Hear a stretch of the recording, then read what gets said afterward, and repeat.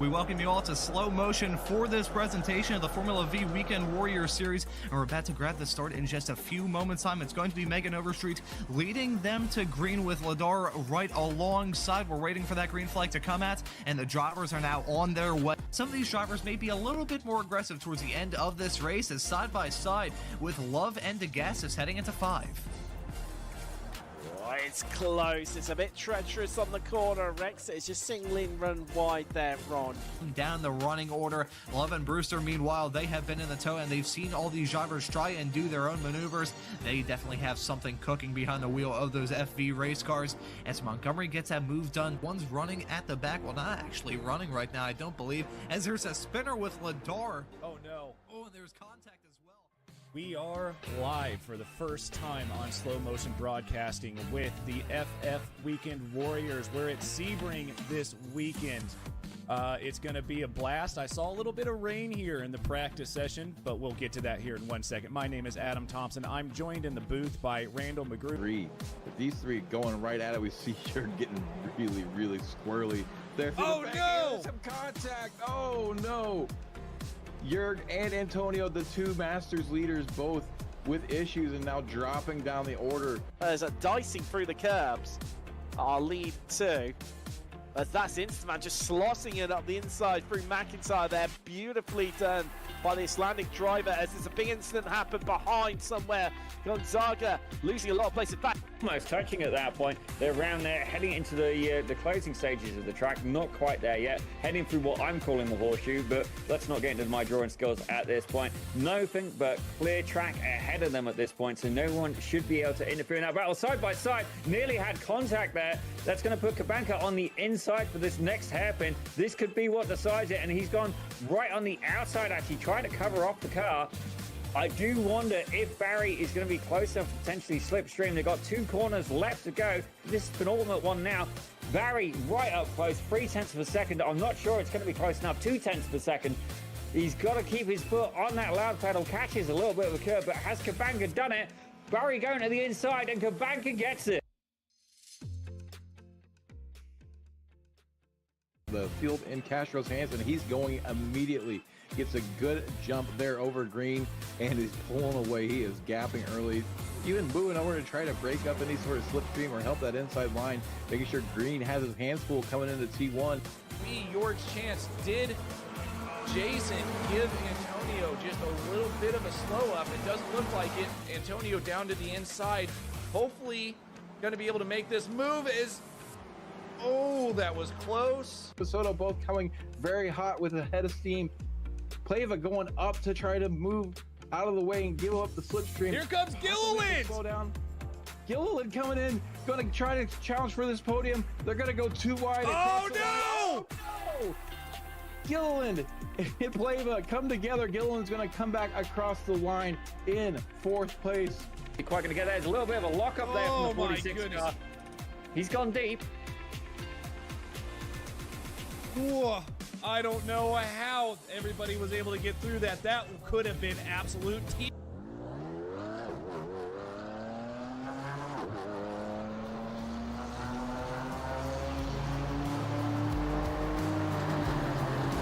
Well, hello and good evening, everybody. Welcome back to Slow Motion Broadcasting, and welcome back to the Ray Esports Club Racing League. This is round number 2 for group number 2, coming to you tonight from Circuit of the Americas. My name is Ron Maunz, and alongside me working the comms and the cams is Josh Wilkie. Tonight we're back with another 70-minute long race, and we're doing it at a rather cool track as well. COTA is one of a few racetracks in the world that's been used by just about every single major racing category on the planet. From F1 to MotoGP, and from IndyCars to sports cars, this track has really seen it all. It's a good track, this, but it's also one that's going to be treacherous for these drivers tonight. So Josh, looking through this season schedule here for Group 2, do you think it's fair to say that COTA is possibly the toughest track we'll be running all season long? Yeah, I'd probably have to say you're pretty close to right there on Circuit of the Americas has some pretty unique challenges out there for sure. I can say personally, I think I've thought that I had this track down pat at least 2 or 3, 4 times now, and I never really seem to have it. I go away from it for, even a couple weeks or something and then try it again, and I just forget parts of the track. There's so many corners around here that are just not really intuitive, that you don't really take the intuitive line. You kind of need to go wide and then cut in, or take sort of an interesting line through it. So yeah, I think this is going to offer up a pretty unique challenge for everybody today. And this is another track you got to put the time in, and you really got to put the laps down and kind of memorize everything to the millimeter to get the best time out of the track. So I think we're going to be having some drivers fighting the track as well as each other tonight, Ron. Yeah, I think that's pretty accurate what you just said there right towards the end of that. And you bring up a very good point as well. COTA is one of those racetracks where you have to just put in hours upon hours, laps upon laps of experience to try and nail this place down. Otherwise, it feels damn near incomprehensible at times. And you brought up another good point there, Josh, in reference to running some odd lines around here. I'll tell you what, Mother Nature is maybe going to force these drivers' hands. You can see incredibly foggy in this qualifying session that we're in the midst of right now. These drivers starting their first qualifying laps right now. But we also have to worry about rain conditions in the 70-minute race that we have coming up here. In terms of the conditions right now, looking pretty all right, you gotta say. I mean, the relative humidity of about 100%, that's not ideal. It's gonna feel like these racers are driving around a bowl of soup more than anything else. But in terms of the temperatures itself, not too bad. 65 degrees Fahrenheit, the track temperature, the ambient temperature, 66 being the ambient temperature. Track temperature, there you go. They're about the same either way, so 65, 66, track and ambient, you get the picture. So pretty cool in terms of the track temperatures. However, when it comes time for that rain that we'll have to deal with in the 70-minute race we have coming up, those cold temperatures maybe gonna bite these drivers on the rear end. Yeah, for sure. That's, a whole nother bag of worms there, is that it might rain today as well, and that's just going to offer up a whole nother bag of worms for sure here. There's, like as you said before there, and as well as myself, there's some kind of interesting lines around here, and those are only going to get more interesting as the rain starts to fall here, and then I would imagine we lose some people to some attrition and stuff as well. It's a really good opportunity to kind of see how some of these GT4 cars handle the rain as well, and if one can kind of maybe shine above the rest or so on there as well, Ron. I know we had a rain race at the beginning of the season that kind of surprised everybody a little bit, but they've had a chance now to, get in these cars a bit and get through one rain race, so it'll be kind of interesting to see who kind of steps up and can really put it across the line today. Well, I gotta say, for the opening race for this Group 2, it was Miles Crabbe taking the checkered flag at Sebring. Thankfully, that race was dry here at COTA. Not looking like we're gonna have that same luck weather-wise, but the drivers saying some qualifying times on the board right now. Josh Just is currently slotted in 5th, and there's Miles Crabbe, the reigning event champion here from the early stages of this season, grabbing what was a provisional pole. However, he's already been usurped by you got Michelle Squirick, I believe would be the correct name pronunciation. We apologize, Michelle, for nearly calling you a squirrel throughout the first few races of this season. And then Matt Thompson slotted in 2nd, joining her on the front row as it stands at the moment. I'm curious, Josh. Actually, as I say that, Jake Sneddon shooting up to the top. He won in the TCRs last time out for the Ray Esports Club Racing League, that being with the TCRs at Bathurst about 2 weeks ago before Thanksgiving. So Sneddon, very fast. Curious if we could ride on board and have a full track guide with one of these racers, see if there's anybody possibly heading their way off into turn number 1. I should be able to pick somebody up. I'll give you that track guide. Probably give it to you there, Ron. I'm not too up to speed on this track. I have done a bunch of laps around here, but I don't think I am the best person to guide anyone around here. But let's see if we can't pick somebody up here on the map who's coming around. And unfortunately, SDK is not picking everybody up here, so it's kind of hard to see where the drivers are on track at the moment. We'll come through a couple drivers here and see if we can get somebody a little closer to the line and go on board with them here. Definitely an interesting place to drive around for sure. It's very difficult to memorize this place, and it's definitely a key to memorize this place to really get the most out of a lap around here. You're going to need to just remember when not to hit that apex. There's so many apexes around here that just invite you in, but it's not the right thing to do. You want to stay away from them and apex late or apex in the middle of the corner, or sometimes even triple apexing around here. So it can get pretty interesting, Ron, and I think we're coming up on our lap here if you'd like to jump on board and see if you can't give us a quick track guide. Yeah, I think we will do a quick track guide with Casey Knight, the driver of the number 210 car. Gotta say one thing about this racetrack, it was the first track that I ever drove around in any sort of racing game in which I shifted all by myself. It was an F1 2014 race I did 100% with the paddle shifters. That was a very pivotal experience in my sim racing career. Right on. But riding on board with Casey Knight in the 210 car, heading off into turn number 1. This is such a hard corner to try and spot, cresting over the hill, one of the highest climbs in the world of racing, heading through turn 1, really tricky to sight at. The corner bottlenecks on exit, that'll be challenging for lap 1. Now heading down the hill through turn number 2. Now we're off into the S's. We want to stay as close as you can to those curbs. Don't want to hit the killer anti-cut curbs though, otherwise you're going to be in for a world of trouble as you negotiate turns 3, 4, 5, now through turn number 6. Now you're at the S's at this point, negotiating through 7. This section here feels like it's a continuation of the S's, but just about every single corner from turn 5 through to the rest of the lap is different from one another. Really tricky to try and get into some sort of groove. This is the seemingly forgetful corner of turn number 10. This is certainly a non-forgettable corner. Turn number 11 got to be a decent overtaking opportunity if these drivers are feeling particularly bold, but don't want to go for a move into that corner just yet, because you may find yourself in a real trouble spot heading down this massively long back straightaway. The track originally constructed and hosted the first ever Formula 1 United States Grand Prix at this track back in 2012. Originally constructed by Herman Tilke, part of the reason why we have that massive long straightaway and a massive braking zone heading off into turn number 12. Real tricky corner to try and get right. Kind of feels like a hairpin more than anything else. Another corner that feels like a hairpin. Turn 13 that we're going through right now. Hopefully the driver's not going to have any unlucky moments through there. That's turn 14 and 15 right now. So many apexes heading through there, but you want to stay clear from those curves, then hit the apex there through turn number 16. Now you're getting back on the power, heading through one of the most challenging corners around this racetrack. Doubly so if we have weather in the picture as well. This is 17 and 18, despite the fact it's only labeled as 2 corners. Really feels like 3, even though it's just about 4 corners jammed into one. That's turn 19, one of the hardest corners around this racetrack. I remember a comical example from 2019, in which the NTT Data IndyCar Series was running through there and had some ridiculous track limits rules coming around that corner. That's turn number 20. Now we just saw Casey Knight go through right now for her to jump her way up into 7th in this qualifying session at 2 minutes 16.300, but on the provisional pole as it stands at the moment, 9.5 minutes in, is Ian Anderson jumping up to the front row with Miles Crabbe joining him right behind in second. Yeah, we're looking pretty close here at the top of the field again, Ron. This is one of those tracks again, sort of like the last race we did together here, or not here, but the last race we did together, where you're going to have a bit of a skill issue, I think, with this track as well. There's going to be people out there that are sort of specialists around here and other people that are sort of learning the track around here as well. And as we've mentioned a few times, the learning curve around here can be pretty steep. So although, at the top 5 or 6, 7 drivers here are looking pretty darn close together. And as we know, it's going to rain. And when it rains, it just kind of levels the playing field a little bit. You can see somebody who maybe isn't so good in the dry here, maybe down in 16th, 15th, whatever it might be, just shoot their way right to the top because they have a bit of rain skill and they can drive and a little bit more experience in the rain or what have you. So should be a pretty interesting thing to see here, especially if it rains after qualifying here, Ron.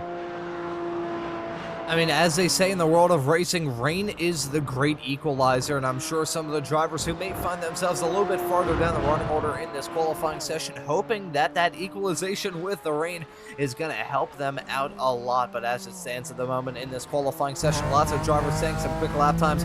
Riding on board now with Corey Heffron in the number 52 car in this BMW.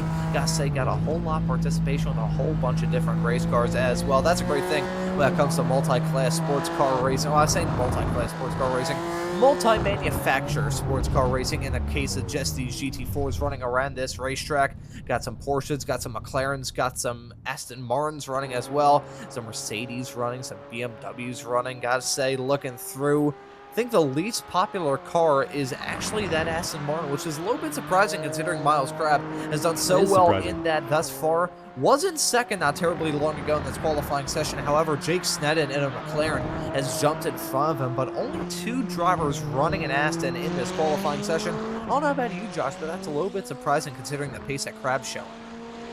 Yeah, I mean, for me, it's just the passion around that car. I absolutely love the look and the sound of that car. I would drive it just for that. Even if it was a little bit slower, I'd probably drive it just for that. That being said, this McLaren's a beauty as well, and the passion kind of around this machinery and the GT4 classes and so on are what make them so popular. I think you can kind of see these cars, on the track, and if you're really lucky downtown sometime, you might see one rip by you too with some very lucky person driving it as well. And you can kind of picture yourself in one of these things driving around the track. And I think that's why it makes it so popular. And they're just beautiful cars, some artwork out there driving around the track. So always great to do the GT3 and GT4 stuff like this as well. Super great. Yeah, I gotta say GT4 racing as well is always quite exciting. You've got that manufacturer participation that you see in GT3s. You got that GT3 racing as well. Both a little bit of TCR and touring car flair. It's kind of a blend of the two that always lends itself to some pretty good racing and drivers pushing their cars to the absolute limit of adhesion.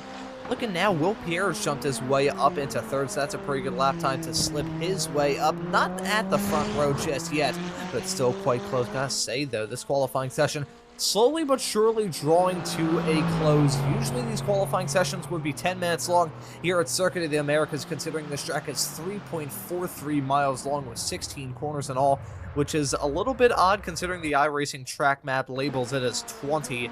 Still a really long racetrack, so that's part of the reason why qualifying has been up to 15 minutes this week compared to the usual 10. Still got 4 laps for these drivers to try and get the job done and line themselves up as best as possible for the 1 hour and 10-minute long race that we have coming up for you in the not-too-distant future here on Slow Motion Broadcasting. If you want to stay up to date of all the action that we have here at SMB every single Wednesday and Sunday and Saturday as well, the Formula V Weekend Warriors, you should probably hit that subscribe button and the notification bell so you never miss out on any of the racing action. The racing action is certainly going to be on our minds in this race that we have coming up, but in the qualifying session, I think, Josh, we should probably savor this because this may be the last dry running that we see all night. Yeah, I think you might be right, Ron. It looks like we are in for some weather here tonight, which always just makes things, pretty interesting out there. So only a few seconds left here, about a minute left in qualifying as we got Squalrick there up in first place now, just pipping Ian Anderson, not by very much there at all. So we're getting pretty tight up at the front. Same thing with Will Pierre and Sneddon as well. They're right on each other's tails. So this should be a pretty interesting race going into it. And yeah, it looks like we only got a couple Beamers out there tonight as well, Ron. Not the most popular car. I'm not really sure I have seen this Beamer run in a rain race yet, so this should be kind of interesting. I mean, the BMW may work very good at drying the track based off the fact it looks like a vacuum cleaner on the front of the car. That's me. I'm going to apologize for that quote, but still interesting to see the BMW out there. I actually have a little bit of a story surrounding this BMW. So I purchased the old BMW GT4 car about a season and a half ago, I would say, in iRacing. A season and a half ago, 2 seasons ago, not too sure. I bought it, and then, as I just said, a season later, they come out with a new one. So iRacing, I'm still a little bit upset with. At least they gave me half credit for it, which is something I technically really didn't have to pay for it. I had to buy that for some other commitments that I had with another series, which is broadcasted on another broadcaster that we will not mention by name. But nevertheless, ready to get things up and rolling from this race. A qualifying session has been brought to a close. It was a very good qualifying lap for Michelle Squirick, who's going to grab the pole position for this race. Going to get that starting grid loaded up for you in just a couple of moments' time and run through the 24 cars that we have taken to the green flag tonight. As I just said, Michelle Squirick in that number 25 car going to be starting this race from the pole. Ian Anderson in the 147 car going to join her on the front row. Will Pierre in the number 10 Porsche going to be starting in third, completing an all Porsche front three. Breaking up that Porsche dominance is going to be Jake Sneddon in the number 23 McLaren, going to be starting in fourth. Then we have Miles Crabb, the driver who won the last race of the season at Sebring about a month ago, going to be starting in fifth, next to Casey Knight in sixth. Matt Thompson going to be starting in seventh. Chuck Labano, the Canadian, going to be starting this race in eighth in the number 34 Mercedes. And then looking through the rest of the drivers that we have inside the top 12, we have Edgar Sanchinelli in the number 57 car, Dylan Foes rounding out your top 10. Nolan Bromer going to be starting this race in 11th. Then we have an Aussie racing in this series, Jeff Bernard, in the number 13 car. He's going to be starting in 12th, so very, very close to having the same number as his starting spot. Seth Spolman actually going to be occupying that 13th starting spot in the number 42 car. Jacob Schilling in 14th. Kerry Anderson going to be starting in 15th position. Then we have Tyler Heron in 16th, and Joshua Justice in 17th.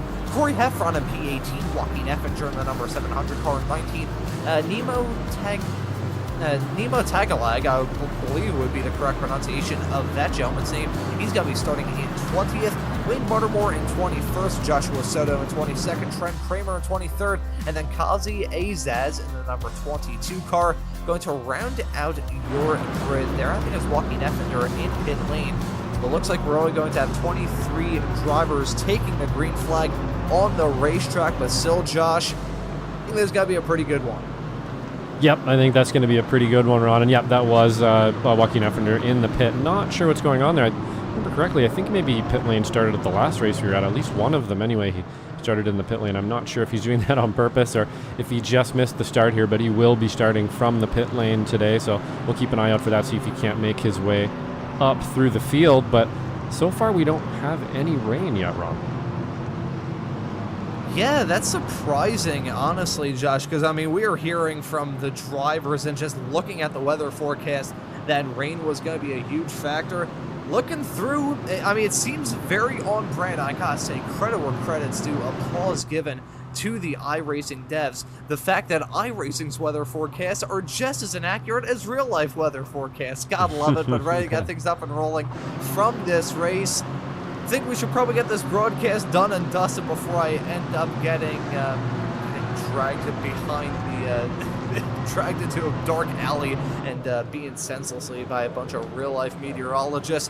But it's going to be dry. It's still going to be foggy, though, so these drivers got a whole lot to deal with in this race. The green flag is out, and the drivers are on their way. Looking at Squirek starting from the pole in that Porsche. Another Porsche right behind, and look at that, already dicing as Jake Sneddon. Maybe going to try and get some moves done around the outside, heading off into turn number 1, the heavy braking zone at the beginning of the race. Looking at the stack up, heading through that section. Looks like most of the field getting it through clean. Can barely see through the fog around this racetrack, but it's looking like a very good start for Squirek. She's going to be leading it over Anderson in P2. Sneddon slipping into 3rd. Casey Knight making up some moves already to slip her way up into 4th, following Chuck Labano up into 8th right now. Looking at this, though, big stack up heading through turn number 6, and look at Casey Knight trying to get some moves done, slipping her way up into a podium spot. Will it be successful, or will she have to withstand any sort of challenge? Looks like it's going to be the 2. Oh boy, and that's a big crash there for Ian Anderson heading through. That was turn 9, and that's another car going off the track. That's a 10 of Will Pierre.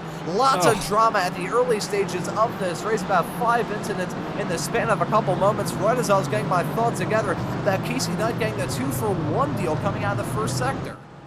Yeah, that was a great move, and it looked totally on there. And then unfortunately, we just had we had a spin. It looks like they came together, and then it was a bit of a calamity after that. And we had 1 or 2 more as well. So once things kind of calm down here, we'll have to go back and have a quick look at that. But really unfortunate. It looked like that move was on, Ron. Ooh, and speaking of a move being on, looks like Vose and Crab are side by side heading down into turn number 12. Looks like Vose is going to overshoot the braking markers. There's a round of bowling farther in the back.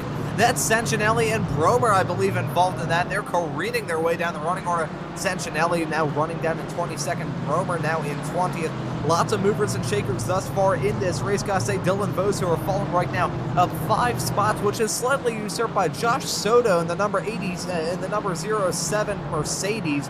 He's up 12 positions thus far in this race, and we haven't even completed lap 1. A fantastic start for lots of drivers and a dismal start for some drivers as well. Yeah, unfortunately, that's the way it goes. Sometimes when you see those big gainers, you're going to see those big losers as well, Ron, and that's kind of the way it happens. You got a car off the track and somebody just picks up a ton of positions from it, especially on the first lap. It's not a place that you want to have an accident on the first lap. You're going to lose the most places possible if you have an incident on the first lap. It's always the best time to try to keep it clean out there, and unfortunately it looks like a couple people didn't. See if we can't get to a couple replays here shortly, Ron. Yeah, I think we have a whole lot of replays to take a look at as we see some side-by-side racing heading off into turn number 1. That's Kerry Anderson trying to get moved on Wayne Buttermore heading off into the corner. And look at that, Bromer got diced it up 3 wide coming out of the corner, down the hill into turn number 2. That's not going to work at all. Bromer, understandably so, backing out that in the 110 car. That could have been an absolute disaster, but Kerry Anderson, gotta say, just got the move done on Wayne Buttermore to slip her way up into 17th. Now we may see Bromer fight back with Buttermore as they head their way off. No, through Buttermore turn loses 6, it. and that's Buttermore going off the track, heading through that section. It's driving the number 73 Porsche having a reverse back. Not sure what in the world happened there. Could barely see it through the fog. Must have been a simple spin. Don't think there's any sort of contact with himself and Bromer. But either way, Buttermore going to lose out in all of that. Now down to 23rd, losing touch with the rest of the pack. Yeah, that's unfortunate. Kind of looks like just got on the gas a little early there, or perhaps maybe a curb, but so easy to do in the early stages of a race like this, Ron, with some cold tires. And even just the conditions there today are looking rather humid and stuff out there as well, so the track's going to be a little interesting and kind of need to go out there and get your legs, and it looks like Wayne just kind of got caught out by that. But let's see if we can't catch up with a couple replays here, Ron, and see if we can't find out exactly what happened here. Yeah, and you can see already a stack up off the gate there, so not sure why there's a stack up so early on. May have caused a little bit of drama heading off into turn number 1. Look at Josh Justice wheeling it in that number 99 car, stuck on the inside line heading through turn 1, which is really a fate worse than death, following Kazi Azaz in the number 22 car. Let's see what happened to Kazi heading off into the I think we just have a stack here. Yeah, he just slowed down so much there at the beginning that it actually registered on iRacing as a crash, so that can happen sometimes, and we definitely saw a stack up there with Josh Justice, though, on the start. A bit of a strange start there.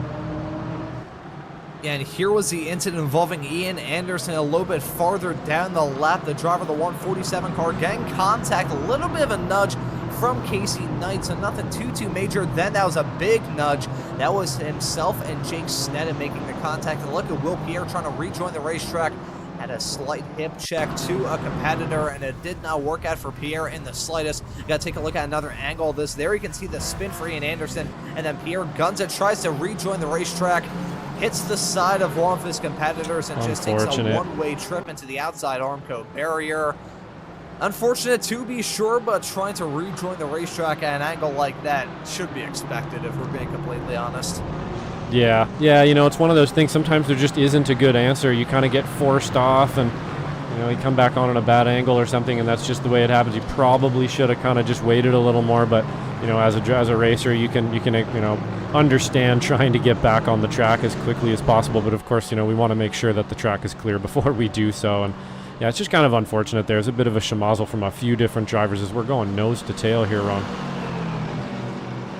Oh, here we go. The train action already starting to form. I feel like if I break out the harmonica, someone's going to try and jam it into my ear. But looking at the side-by-side action heading off into turn number 12, that's Sneddon trying to get a move done on Soto, some of the fastest drivers in this Ray Esports series. Soto, always a driver that we have to keep our eyes on every single week.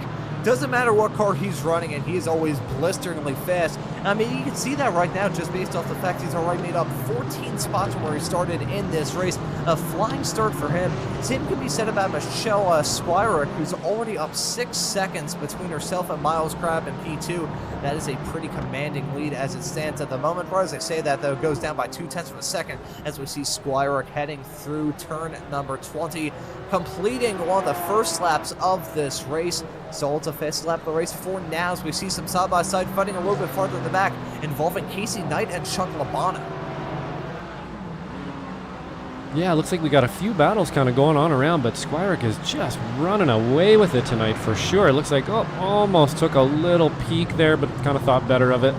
Probably a good move. Definitely one of the best spots on the track to make a move there. There's just so much room. It feels like there's a football field in front of you to make a pass there, and then it all just kind of funnels down into a very fine point on you very quickly sometimes, but kind of thought better of it there because he saw that coming, I think, and decided to tuck back in. But we got a few fights going on around here, and like I said at the beginning, I think this track is, it's one of those ones that you're out there fighting the track to get that lap time, and you got a bit of a skill gap between drivers and stuff around here. So I'm expecting to see it kind of pack out like this, and you're going to have big gaps in between packs and battles like that for most of this race.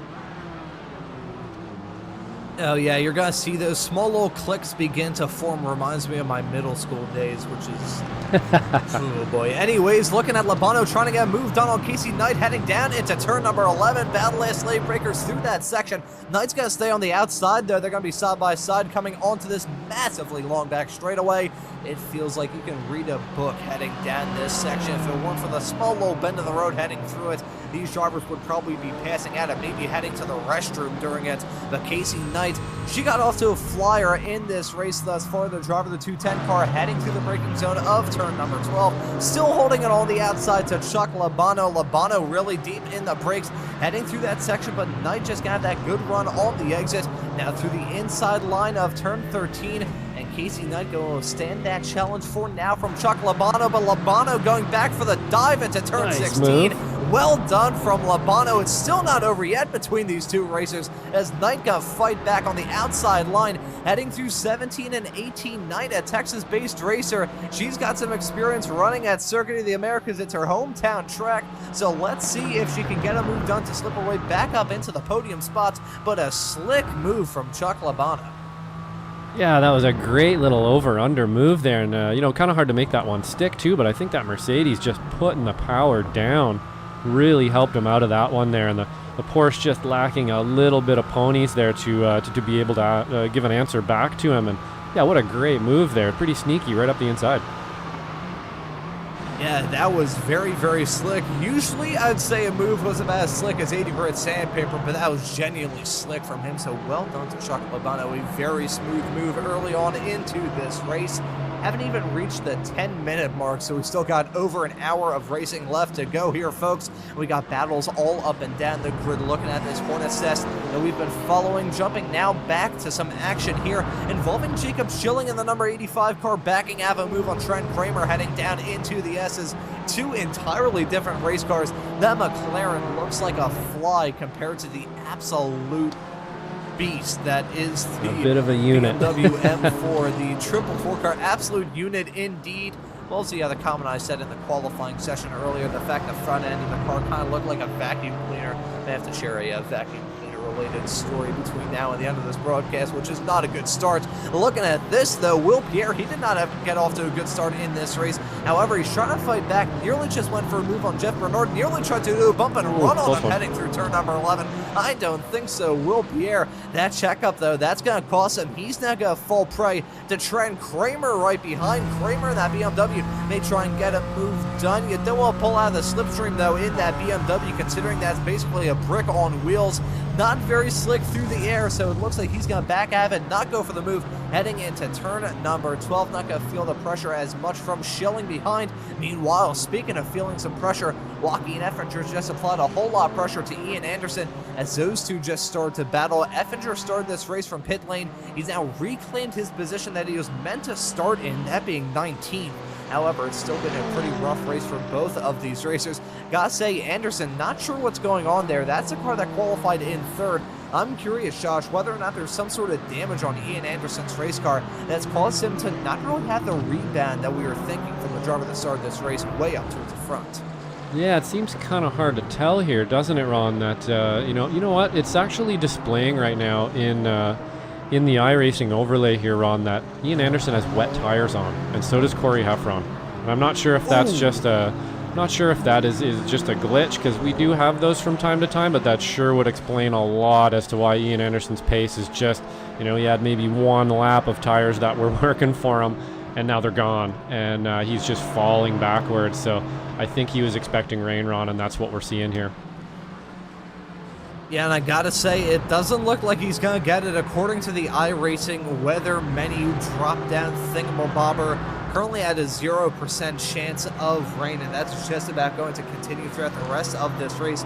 Jump up to maybe about 24% chance in about 40 in-sim minutes time, but that's gonna be a while. Those wet tires are going to be just burning, for lack of a better term, literally burning. Yep. I think it would be 4 fires being pulled off of that race car for the both of them. So that is going to be, I mean, you can't really blame him considering the chance of rain. I mean, honestly, Josh, when we were on that formation lap, we were a little bit surprised about that fact. As Trenton Kramer's now going off the track, he's going for a simple spin. That, I think, is heading through that would be turn number 9 that he just went through now. So going off the track through 7 and 8. So not sure what happened to Trenton Kramer in the 4x4 car gun. Maybe try and load up a replay in the not-too-distant future to see what happened. Yeah, it looks like, I was getting all kinds of indications of off tracks here and stuff just for a moment before I clicked there, and it looks like maybe he was involved in a bit of a battle. Wow, took a lot of curb on the inside, biked the car pretty hard, and then unfortunately just ended up facing the wrong way, had to turn her around. So, pretty easy mistake to make around here. I think we talked about it in the run-up. Those curbs will, they almost flipped the car over. Even this unit almost flipped it.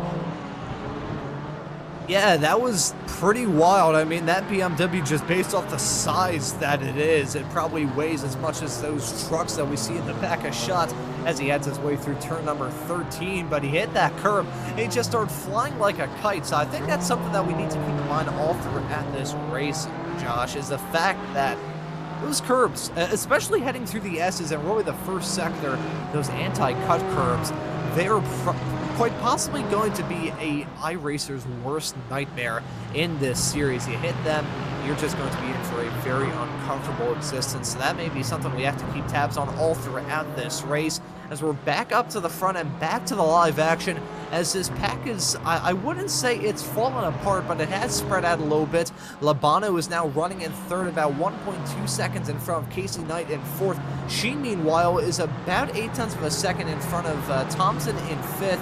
And you have to go a little bit farther back to Vose and Snedden, and Soto's Roy, the last car within striking distance of any of these drivers. So starting to spread out a teeny tiny bit at this point in the race. 14 and a half minutes on the board. The drivers slowly but surely whittling the laps away. Yeah, absolutely. And it looks like my fellow Canadian here, Chuck Labano, has got the pace even with a bit of a bite out of the front of his car there. He's got a nice little dent in the front, and he's still able to push that machine forward here, and it looks like away from this pack. I would imagine maybe Casey Knight behind him there's having to deal with a little bit of pressure from the car behind him that may be slowing them down, but great pace out of Chuck tonight. And he's, I know we got from our chat here saying he looks a little bit young to be reaching the pedals there down in the pick at the bottom. I would imagine that's not him in the car, but if it is, he's doing real good. I also have another comment here from Trenton, or from Jen, sorry, saying Trenton took a big bite of the sausage.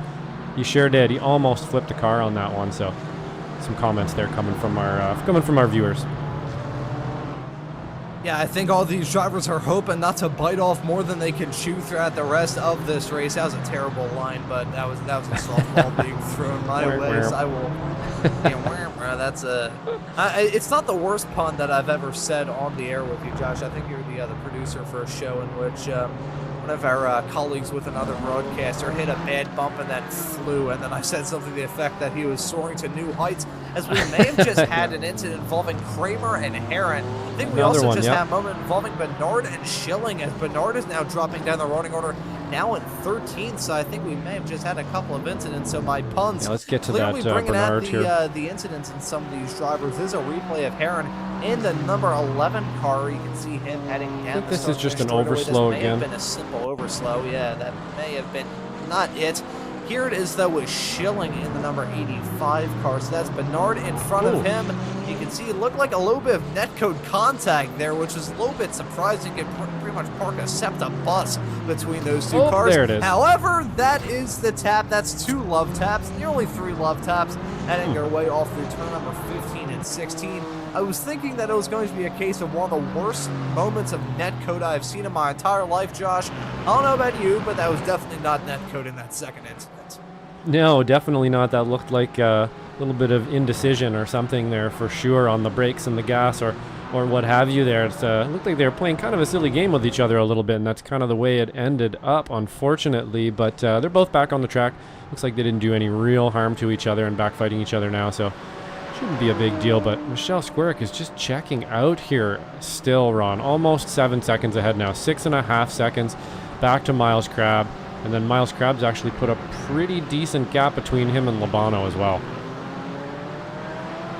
Yeah, this is looking a lot spread out. That is not correct, Rammer. It's very much so looking spread out up towards the front. Second tries to charm there, folks. You can tell it's always great English English class as a school child.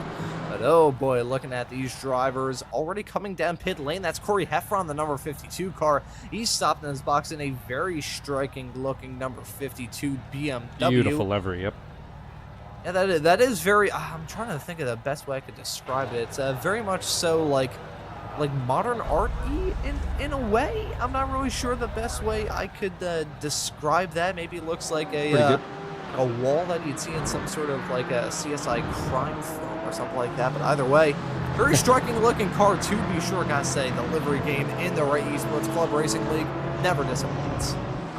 Yeah, we got some great liveries out there for sure all the time, and that's definitely one of them. Kind of reminds me a little bit of the BASF livery back in the day, just the colors and kind of the swooshes around it there, and it of course being on a BMW, even if it is the new GT4, which by the way, you understand, don't really like the looks of it. I actually kind of do like the looks of that car. It is big and it's kind of chunky, but I love. Oh, we got one up the inside here from Sneddon. Not quite thought better of it.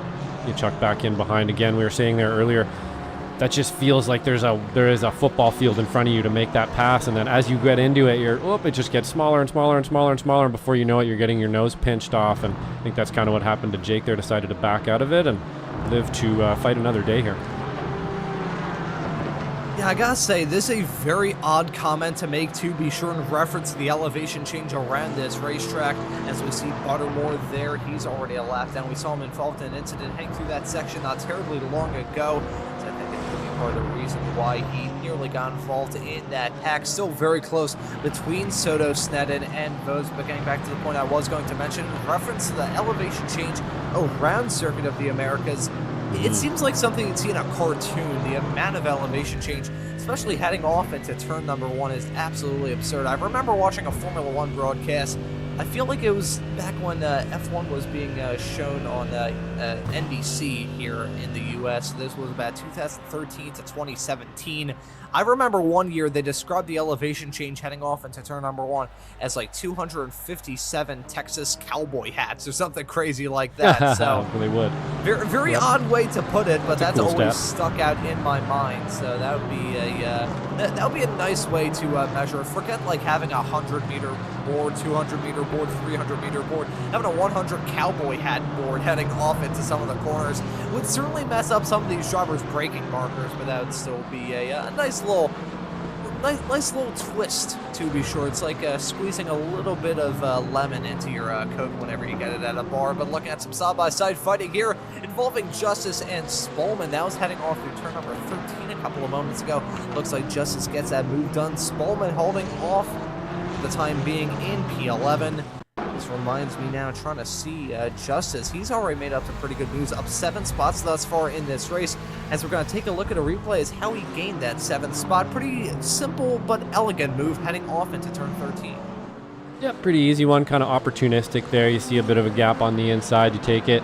You know, the other driver just doesn't really have an answer for it unless he comes down on your door, and pretty easy move there for Josh to make. But yeah, those are the kind of moves you want to make, and let's see if he can't pull his way forward. I think you're right, Ron, about this coming into here too. It's less like a football field and more like a rising platform of concrete into the horizon. Less like a flat football field and more like a giant rising platform into the horizon there. It is quite a crazy corner, really. I can't really think of another track that has anything like that at all, especially into T1. I'm going to bring up a very bad comparison here. I'm going to feel terrible about bringing this up. If anyone's seen the new Quidio racetrack, the racetrack in Saudi Arabia that's set to replace Jeddah, that's going to be like an F1 car with lapping in like 3.5 minutes or something ridiculous like that, and the entire ground that turn 1 is built up on is basically elevated. It's kind of like that in an odd way. It's as if Quidia is kind of following the lead from Circuit of the Americas. Coda kind of doing the natural approach of just building it on a whole bunch of sand, heading off into turn number 1, as we see some side-by-side fighting involving Tagalag there in the 12 car. Very fun name to say. He's currently running in 18th. And looking a little bit farther back from that as well, Josh, Ian Anderson's still on wets. Why? Yeah, I don't quite. I'm honestly, I'm hoping that that's just a glitch, but it doesn't look like it is. I guess we'll only know really by his pace. I'm not sure what to look for on the tire, or even if iRacing does signify the tire differently yet. Other than obviously in our telemetry here, I can't really see visually if that's a wet or not. I'm not sure if you can, Ron, but we will know by the pace quite quickly. But very perplexing if he went in the pit, and I would assume it was just a mistake if he didn't put dries on. Oh, that was a pretty slow lap time the last time by on his out lap. 3 minutes 16.365. So that is very, very slow to be sure. What's happened to Josh Soto? It's saying that he's out of the session. Did he just get looks like involved we in some just sort of had one incident? there. Looks like, Yep. Yeah, it looks We like got he's manually disconnected from the session. So, no. an Alt F4 for Soto. What has happened to the driver who is a hard charger in this race by far? Did he get struck by a falling anvil? Did the falling anvil get thrown at his head by himself? Let's see, heading down into turn number 16, the 07 car was fast all throughout this race. Hit that curb, though. He goes for a spin coming out of the corner. And is he just going to park it by the side of the road and call it a night? Yep, I think he did. Yep, he decided to call it. And, you know, again, this track, just being a driver and, you know, or being a sim racer and having done this track many times, and I can feel that a little bit. You know, I've had a few races around here where I am just not grooving with this track. I can't find my flow, and it's so frustrating around here when you can't find your flow and you can't get into those corners correctly and so on. And it looks like maybe that last spin for Soto there, he's just going to save her up for next week. And sometimes that's a better thing to do than get so frustrated, you know, you hurt your gear or even just get too angry, you know. So fortunately, you know, it is a sim and you can just hop out like that and try again later. You can hop out, go into another session, maybe grab some adult beverages if you feel so inclined to try and do it. Soto, an incredibly fast driver in iRacing. I've been able to commentate all different manner of races with him, whether it be the Tuesday night Ray Esports Racing League that used to be broadcast with another broadcaster, with a lot of the drivers that you see in this series running that one as well. Whether it be this series, I remember one time doing a broadcast with some MX-5s running around Indianapolis Raceway Park on that tiny little oval track, and he was pretty quick in that too. I believe he took the checkered flag as a winner, and everyone asked me, who do you have picked as the winner heading into this race? I said Soto. He's the man to keep your eye out for. He's always fast, and regardless of what kind of car he's in, proved it thus far in this race, but a simple little mistake can take him out of it. That's a tough pill to swallow. I'm going to look to try and see who is the hard charger now in this field as a result of all that. I believe it would now be Josh Justice. He's running in 9th at the moment, up 8 spots from where he started in this race, and he's still got some more room to grow. At this point in time, though, I think he's running effectively in no man's land. I'm not sure what the gap is between himself and Dylan Vose running in P8.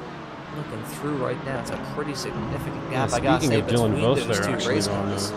We did actually miss an incident here with Dylan Vos not too long ago here. Let's see if we can't bring the replay of it and kind of find out why he is where he is here, because he was up a little bit closer here. And it looks like Soto may have been involved in this, Ron. Well, he's just kind of a bystander here. I think we're just looking at another over. He did get some contact. Oh boy. So I believe that was Snedden and Dylan Vos there having a little bit. Oh, and a not very nice rejoin there as well. That's one the stewards are going to want to look at, as well as maybe that incident as well looked a little bit fiddly to me, Ron. I'm going to give you an overtop here, and you can have a look at it for us. Yeah, looking at this from a slow motion broadcasting helicopter cam, thankfully the fog has somewhat cleared so these drivers can actually see where they're going, and we can see what the drivers can see as well. Little bit of iRacing glue. That's a bottleneck effect heading through turn 1. It feels like it goes from like 16,000 bajillion lanes wide and bottlenecks into a small little alleyway. That's what it feels like heading through turn number 1. So a little bit of iRacing glue, and I gotta say that rejoin as well. If I was Will Pierre in the number 10 car, come time for the pit stops, which we will have to talk about in the context of this race, I would probably need a change of underwear, because that, holy crap, Ollie. Gotta take a look at another angle of this. I think he whacked the curb real hard here too, Ron, and I think that probably helped him go wide. Let's have a quick look from inside. He got up on 2 wheels there pretty good and really had no steering input that was going to work when you're up on 1 wheel like that, so pretty sure that kind of helped him come wide there as well. But yeah, you know, that corner, like you said, it just funnels right in, and man, it's just a real easy one to think you have it done, and then all of a sudden it's not. Yeah, it's such a shame to have something like that happen. Those curbs coming back to bite more drivers on the rear end. We were thinking that just the general challenge of this racetrack was going to be tough, especially so considering the weather that we thought was going to affect this race. The weather seemingly not being a factor, so some of these drivers pulling off the rain dances.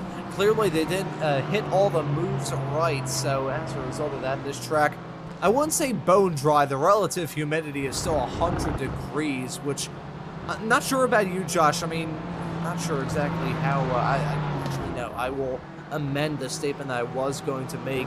I believe from the many conversations that we've had about the area of Canada that you're from, you're basically living in a rainforest, which is more of a snow forest than anything else. So I guess it's fair to say that you do have some experience with relative humidity being up there, but relative humidity of 100%, I would melt.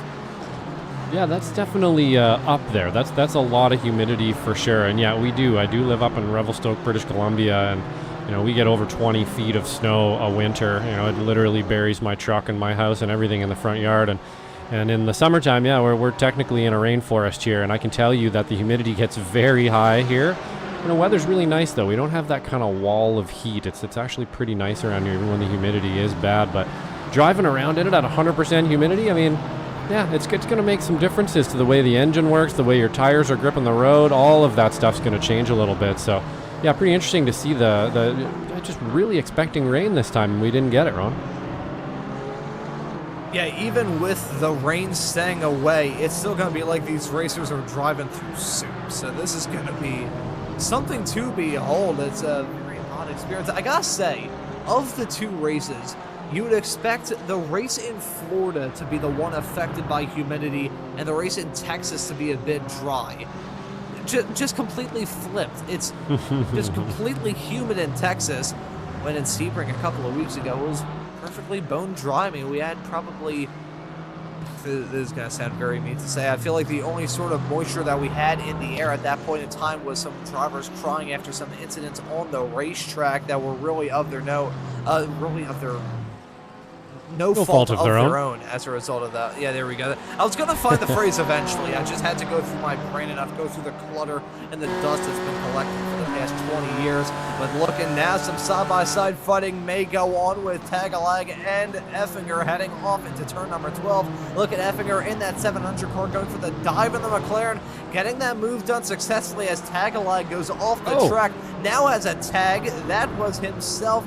Who was it? That I believe may have actually been the car. Not sure who that was actually. It was the 78 that we just saw of Kerry Anderson in that Porsche. So that was Kerry Anderson, one lap down, running in 22nd as it stands at the moment. But that was still not very nice, with Tagalog giving a hip check of a lifetime to Kerry Anderson, hang off into turn 13. That was a very close call with that BMW and a Porsche. We can mention the size of the BMW again, maybe a little bit tricky to see where the sides of it are.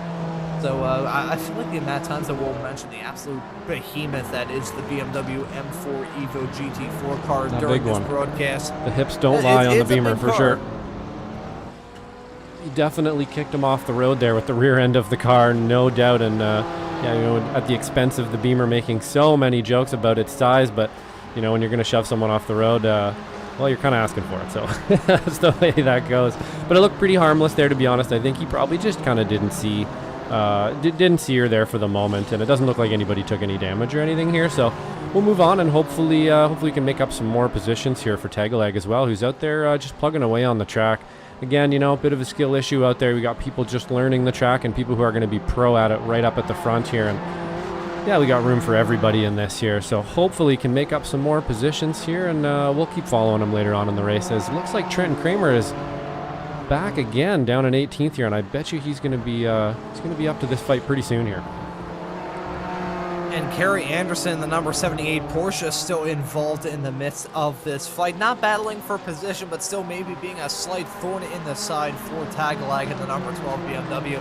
And I feel kind of bad, Josh, talking about the size of the BMW. And really, folks, I mean, I don't really show my face or anything like that. It's probably a good thing to come to think of it.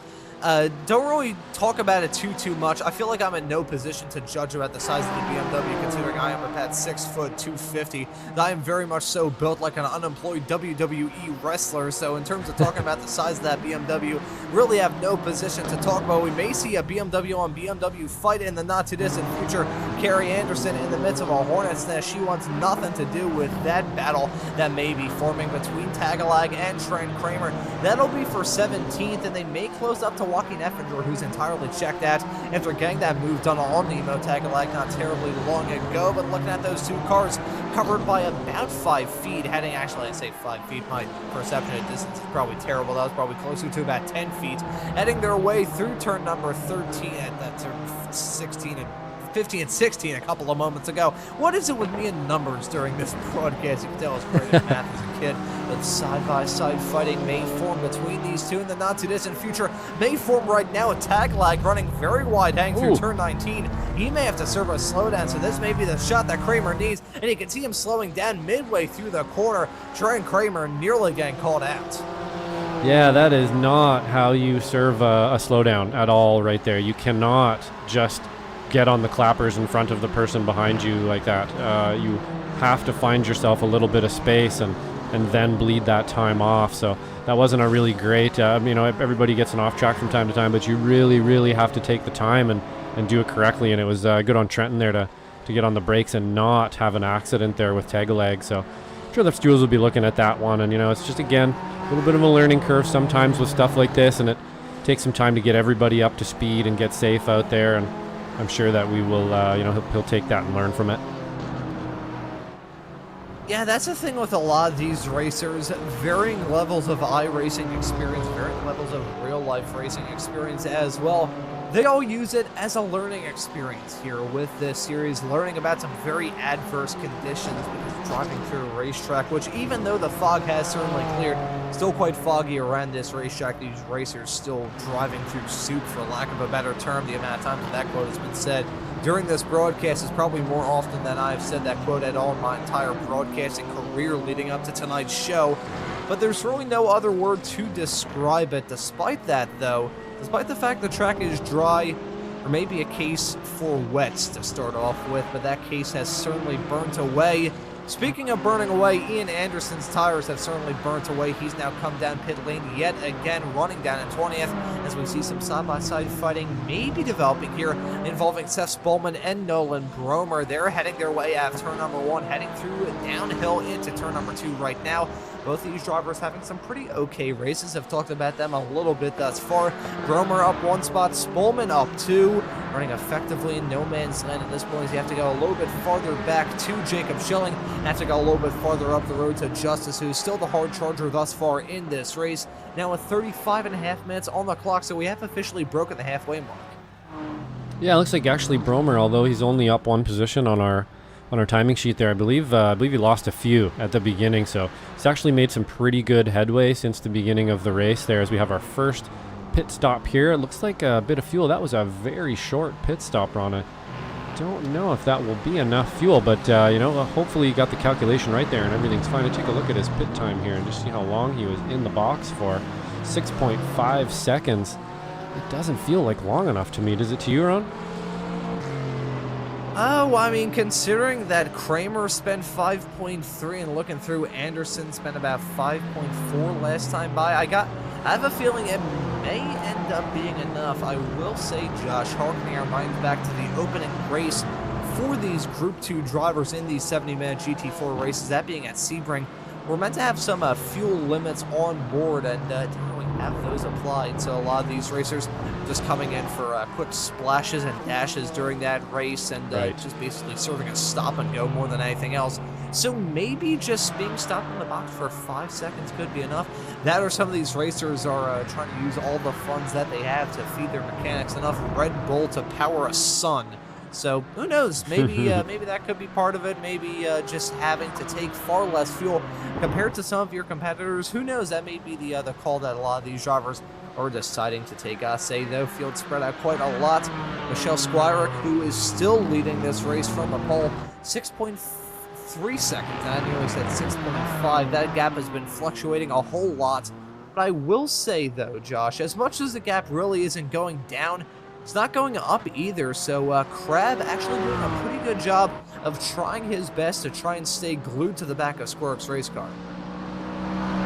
Yeah, it looks like either maybe he's found some pace out there and able to keep up, or perhaps Squirk is just kind of keeping that 6-second gap and kind of pushing and then letting off a bit and pushing and letting off a bit, which is something, you know, you're gonna see drivers do a lot of the time there. They want to keep, you know, whatever distance it might be in their head is safe. For some it might be 3, for some it might be 6. But it looks like maybe she's just kind of keeping a bit of a buffer from Crab, but only time will tell here. We're gonna have a quick look maybe at some best times here and see if we can't decipher as to who and what might be setting the track alight here. And it looks like Squirk again is just a 1/10 or so quicker, at least on her fastest lap anyway. And you know, moving into our last lap times here as well, looking about the same. So yeah, I would assume, Ron, that I think maybe Michelle is just out there kind of trying to keep this gap from Crab. She knows if he gets close enough and gets in that draft, he's going to be a problem, and 6 seconds probably feels safe. I think, Josh, we may have a slight security issue on our hands. The keys to the commentary booth have not been changed. I think we got a special guest joining us in the commentary booth. Adam. Hello, gentlemen. How's it going? Hey, buddy, just keep on talking. Keep on talking. I'm going to sit here and be muted. Well, it's always great to have Adam in the booth here Yeah, for hanging out, for sure. Yeah, it's a pretty good race here so far, so...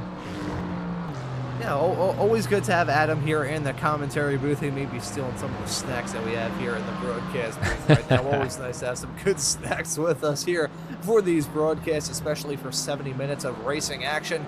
And we are still officially past the halfway mark of coming up to 40 minutes on the clock thus far, and we've seen a lot of storylines developing, but I think, Josh, there may be one developing here soon. I mentioned it not terribly long ago about the fact that Miles Crab was maintaining that gap between himself and Michelle Squirk. It's going down now to 5.9 seconds. So I think it's going down slowly but surely. You could best describe it as filing a nail more than anything else. But I think Miles Crab slowly but surely reeling Michelle Squirk in. So we may have to talk about a battle for the win between now and the checkered flag. Yeah, absolutely. Yeah, I may have spoke a little bit too soon. It looks like Miles has the bit between his teeth here, and he's pushing on that gas pedal, see if he can't make up some time. So, yeah, hopefully we will see him start to catch up here, and we can get a battle on our hands out at the front. But we'll just have to keep an eye on that as it plays out. Ron, we got Chuck Labano back just a little bit farther here, who's also managed to put a nice gap on the cars behind him now. So definitely running on some pace here tonight for Chuck, and always great to see one of my fellow Canadians out there in the top 3 spots every week there. It's always nice to see that. Yeah, and then the rest of the field, you know, we're kind of spread out. Like I said before, we're starting to kind of find our groups here. We still have a couple groups of cars fighting for each other, and I would imagine, you know, being a 70-minute race, and we still have about 30 minutes of this race left, that we're still going to see a couple mistakes. We're still going to see a little bit of attrition here, and still pretty early days as far as making it to the end of this race, especially on such a difficult track. That's the thing, Josh, when it comes to these races, really sports car races as a whole. You got 70 minutes, you can break it up into 3 races. You got the first 15 to 20 where absolute pandemonium can break out.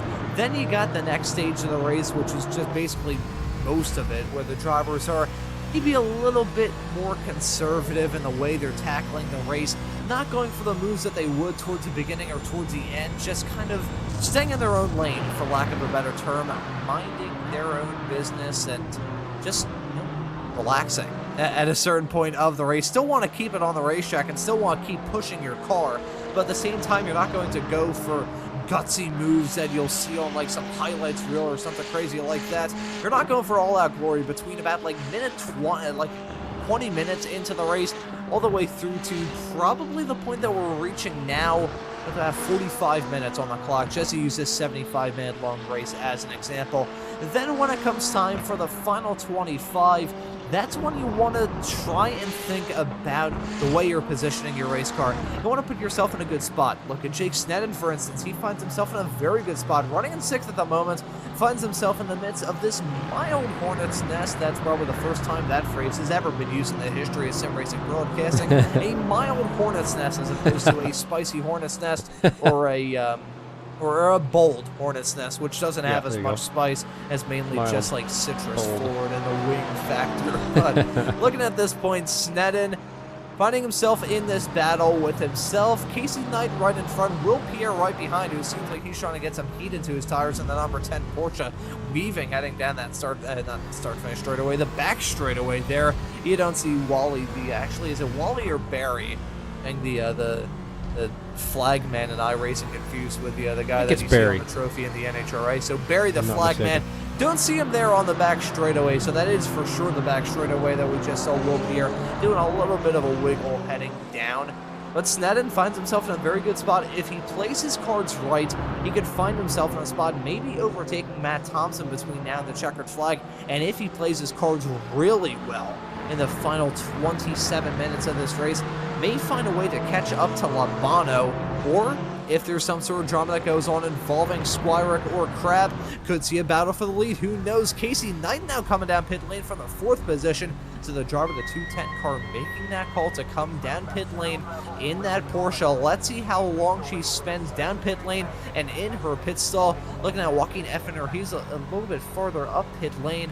Let's see how things work out for Joaquin. I think he's spending more time in the pits compared to some of his competitors. But here's Casey Knight stopped in the stall now. Let's see how long it is for her in that 210 car. 7.1 seconds, so right about the same time, a little bit longer than some of her competitors, but still below 10. So I think that may be the call. That may be what's on the menu for these racers tonight, Josh. Yeah, I think earlier there, I spoke a little bit too soon on it being such a short pit stop, forgetting that these are GT4 cars, 70-minute race. Not really going to need to take a whole lot of fuel to get to the end there, and that totally tracks. It took about, even just almost half a second more fuel, or more fuel, than Trenton Kramer did, and that totally tracks. So it looks like everybody's out there with a full tank and ready to go to the end. I don't think we are going to have any problems with fuel here at all today, and we should just be able to race to the end. That being said, pit stops are always going to be something that's difficult. I know, I can get a whole race done, and to be honest, I'm more scared about my pit stops and getting them right than I am about the race usually. And whether that means I'm going to get the fuel wrong, or I'm going to overspeed into the pit box, or what have you. There's so many mistakes to be made going into the pits, and it definitely is something you have to practice and kind of strategize for. Yeah, the pit stops, especially in a race like this, are oh so important, despite the fact that 70 minutes feels like a long time, and at certain points it is. You still have that opportunity to try and make up a whole lot of time because of a good run through pit lane. Speaking of a good run, Trent Kramer just had a good run on Tyler Heron to get a move time to slip his way up into 14th.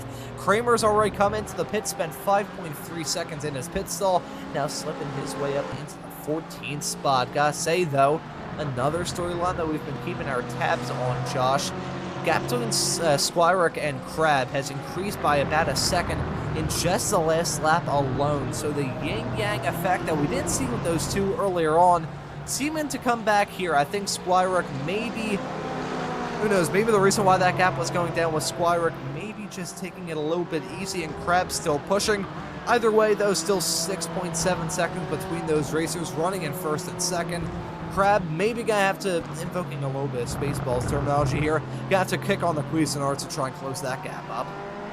Yeah, it looks like he's going to need a button like that, I think, tonight to have an answer from Michelle, because it looks like she has this track's number tonight, and don't think Miles has an answer for it, to be honest. I think you're right, Ron. Like I mentioned earlier, pretty sure she's just sort of managing that gap out front and making sure that he doesn't get too close to her, especially with some lap traffic and stuff. It can all end really, really quickly out here. 5 seconds might seem like a lot, or 3 seconds might seem like a lot when you're on a track, when in a race, but it's really not, especially if you just go off the track once, or if somebody gets in your way, or even if you have a bad pit stop or something like that, that can come down to 1 second, and then the draft around here and stuff can keep Miles Crab behind you till the end of the race, and maybe even with a chance to pass you into T1. So it's not something you want. You're going to want to try to manage that gap as much as you possibly can.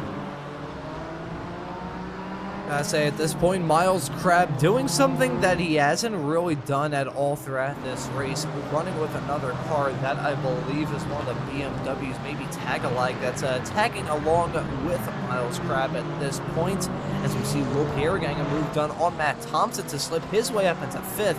That I believe was an overtake that we just saw. The fog still hanging very, very low around this racetrack. The cloud level, basically 6 inches or something like that, so still very hard to psych out what exactly is going on with these racers. But Matt Thompson now running in 6th, Will Pierre now running in 5th. Looks like a fairly clean move with those two racers. Now about a second between Pierre and Sneddon, so we may see Will Pierre make up some spots. Gotta say as well, Josh, pretty good recovery drive for Will Pierre in that number 10 Porsche. We saw him start this race with a mega sideways slide coming out of turn number 9. Ran wide, rejoined the racetrack, then got hip checked and went for a pretty solid spin. Had some contact with the wall as well. But outside of that, Pierre has kept his nose to the grindstone and put on a good recovery. Yeah, I have another quick look at it here, and yeah, just kind of a calamity at the beginning. So, yeah, Will's done a great job at coming back after that T1 incident there. Definitely to make up some positions and stuff. We actually saw him have a little bit more attrition here and there with some drivers as well, but he's made up a bunch of positions now and running in 4th place, so doing great. And he is now running in 4th as a result of Jake Sneddon now coming down pit lane, so one of the latest drivers to break off and make that mandatory run down into the pits here in this race. There is Sneddon, and he spent a while down in that pit stall. 24 seconds to be a bit more precise. There you go, 24.5 to be even more precise. We're breaking out the decimals here to get as accurate as possible, but Sneddon, very long run down pit lane at 51.8 seconds compared to Casey Knight's 35.0. So Sneddon, not sure why he spent so much time down pit lane. Maybe forgot to tick off the tire box, possibly. That I feel like would be the only reason, because a penalty would probably result in an even longer run down pit lane. So Sneddon maybe having to value those tires, possibly maybe burning them up a little bit earlier on in this race. But either way, that is going to sting for the driver of the 23 McLaren. Yeah, absolutely. That's kind of the only thing I can think of there, is that tires must have went on, or at least a couple sets or a fronts or some backs or something must have went on, and that's definitely going to take him right out of that battle there, most likely. So kind of unfortunate on that one. Like I was saying before, you know, pit stops are no joke. It's really, really easy to make a mistake and just completely throw everything away in the pit. I know, because I've done it multiple times. I'm sure we all have, but you know, it never gets easier to swallow when you do. I gotta think of my most odd run down pit lane in my entire iRacing career. I think it was one time in which I spun on pit lane at, I believe it was Road America, went through a gap in the barrier and just went no clip through the map and just reset perfectly in my pit stall. So a nice little loop there for me. So I believe iRacing's already patched that up, so not too much of an issue to deal with anymore. That was Ian Anderson having a small little moment, running wide into turn number 14. He has finally gone on to dry tires, unless I'm very much mistaken. No way, he's still on wets, according to our live time stream. What? Oh boy, I'm curious, Josh, if we could maybe, like, as we see a spin there for Jeff Menard, the number 13 car that was heading through the S's. I'm curious if we could maybe take a look at Ian Anderson. I want to see if there's any sort of way to check if there are dry tires or wet tires on that race car. You can get a look at his tire here. I'm having a hard time finding an angle. Yeah, I wonder, are they signified in iRacing yet? Do we have a wet signified tire visually in iRacing? I'm not sure that we do. I believe we do have, like, you can tell whether it's a wet or a dry tire, but I'm not sure as to whether or not we have any sort of camera angle that we would be able to see with it. But we got a battle involving the Andersons. This is a husband and wife battle here, so this is a battle to see who's going to be sleeping on the couch tonight. Is it going to be Anderson, or is it going to be Anderson? That's a odd sentence I don't think I've ever said in the entire time in which I've been doing some broadcasts, but it looks like Kerry Anderson going to win out in that fight for now. I think, Josh, I'm going to briefly pass the reins over to you. I gotta say, Jeff Bernard has entirely left the session, so that's game, set, match for him. So these two going to move up a position.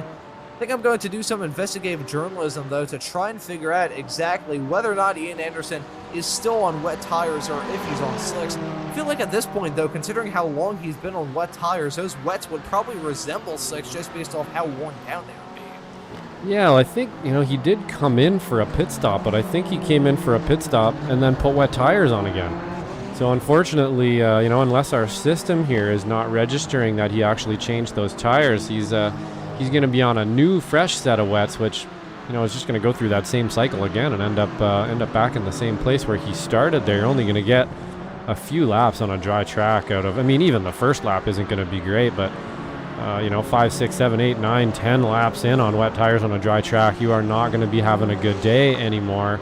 And, our system is still showing here that he is on wet tires, so it'd be pretty interesting if you can find out if he actually is there on it, if our system's showing it correctly or not. But I'll let you have a look maybe through the replays there, do a little bit of slowing down on the shot, see if you can't find out if he's got some wets on or not. But it looks like we got a little bit of a battle here still going on between Corey Heffron and Joachim Effinger.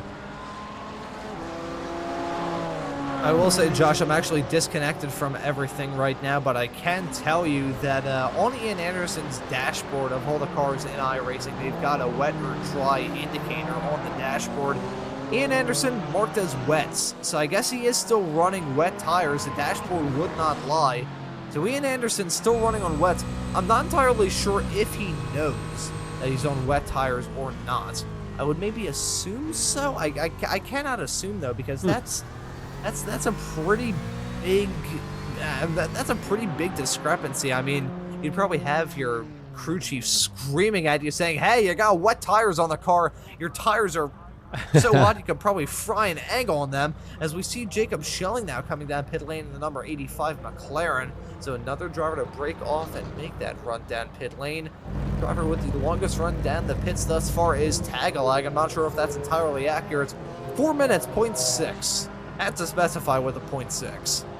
Yeah, I think we did actually have Tagalag did actually exit to pit there a while ago, and I think he sat there for a little bit before he decided to go back on the track, something we sort of missed and didn't show up properly in our telemetry here, but he did have an incident and ended up sitting in the pit for a little bit, and it looks like he's back out on track now, but with a lengthy stay in the pit box there.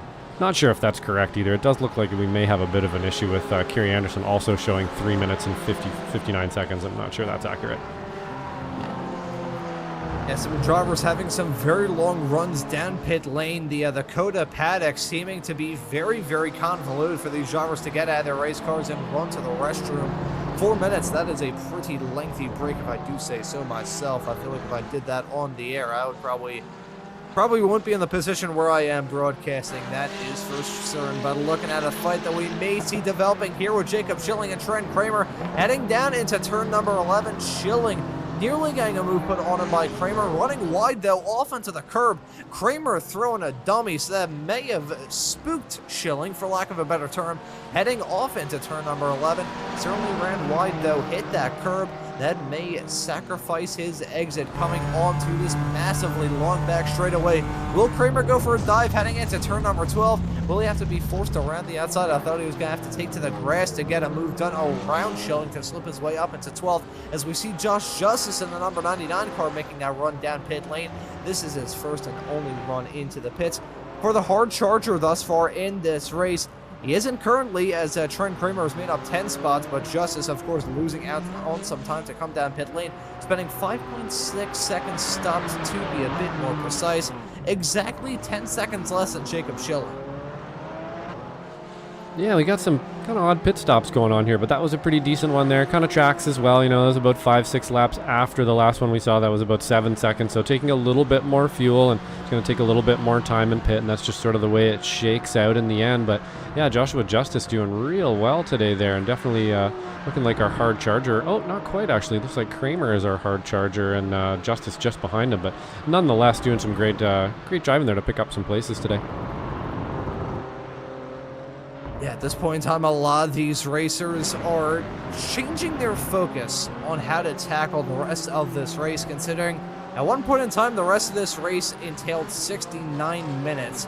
Now, though, we're over 56 and a half minutes into the 70-minute long race, so not a whole lot of time left to go. But despite that, some drivers are still pushing it to the absolute limit of control. Michelle Squirick, last time by, setting the fastest lap of the race pretty commandingly as well, to 2-minute 15.17. So that's pretty quick from Michelle Squirick, the previous holder of the fastest lap he had to go. Actually, there we go. That's the specific fastest lap, a 2-minute 15.168. So very quick for Michelle Squirick. He had to go back to Josh Soto earlier on in the race at a 2-minute 15.5 to find a lap time quicker. So Squirick picking on those Cuisinarts as much as we were talking about Crab maybe matching a challenge. Not sure if that's entirely realistic at this point in the race, Josh. Last time by, I will say Miles Crab pretty quick last time at a 2-minute 15.6. That's just about his fastest lap of the race, only about 0.2 slower. But still, Crab, as much as it was looking like he may be able to reel that gap in, Squirick just raising that number 75 Porsche to an entirely different level.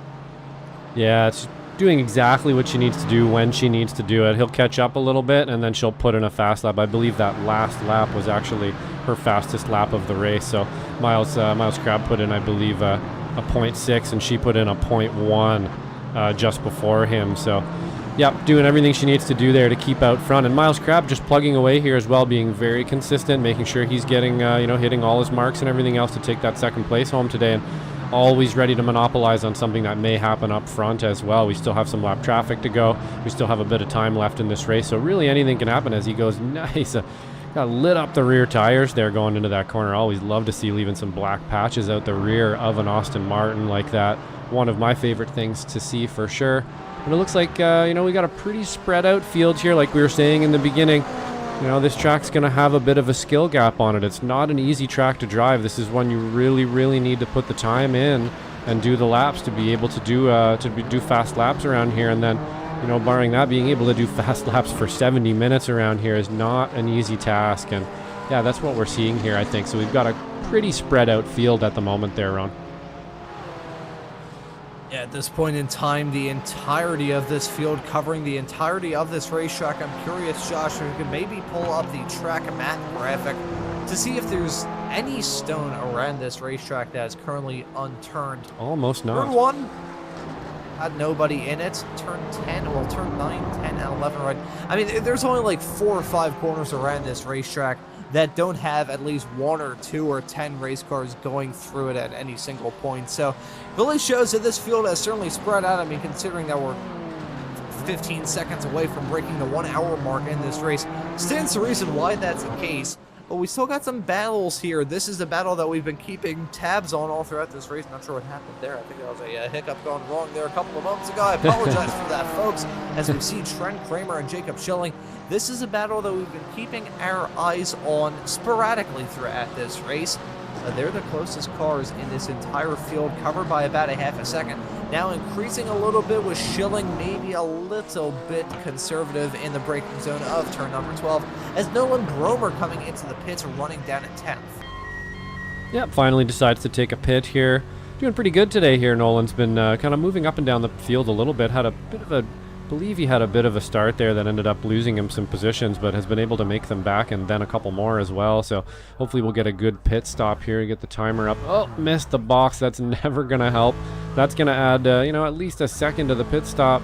I believe he was in a battle there too, so that could change things a little bit for Nolan as he exits the pit here, and we'll have to see how, I believe he was, he might not be anymore, but I believe he was fighting with Spolman like quite a bit there for a while, so we'll see if they've kind of gapped out a little bit now, or if they can still be in a battle with each other here when we get back to once Schilling finally does take a pit stop. Yeah, certainly won't rule out some more shuffling going on between now and the end of this race, which is coming up in less than 9 minutes time. I gotta say, these 70-minute long races absolutely fly by. Maybe that's my new theory, Josh. Maybe it was the jet flyby before the race starts that shooed all of the weather away. I mean, we're not even going to have a sprinkling of rain by the end of this race. But it's one thing that we haven't mentioned in terms of the weather conditions.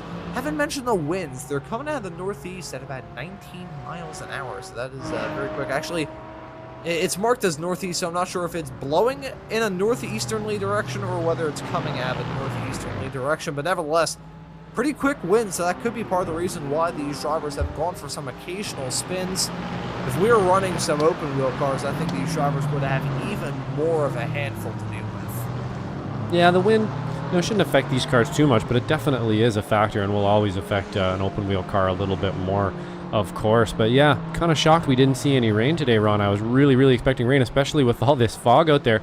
The fog almost looks like it's almost dense enough to be rain at this stage, but yeah, we ended up having a dry race the whole time here, which I'm sure actually, we didn't really mention it, kind of shocked a bunch of the drivers out here too that were preparing, probably this week, driving on rain on a wet track and getting used to those tires and maybe even getting used to a drying track and having to come in and change tires, and just ended up not being an issue today. So, that's a lot to be said about race strategy there, that the planning for these things can sometimes start a week out when you start to see the weather and, okay, I'm going to have to do a rain race, and you're kind of preparing mentally for a rain race, and then boom, all of a sudden it's sunny and your car's fast, and now you don't know kind of how to deal with it. So I would imagine that caught some people out, and some people monopolized on that as well today.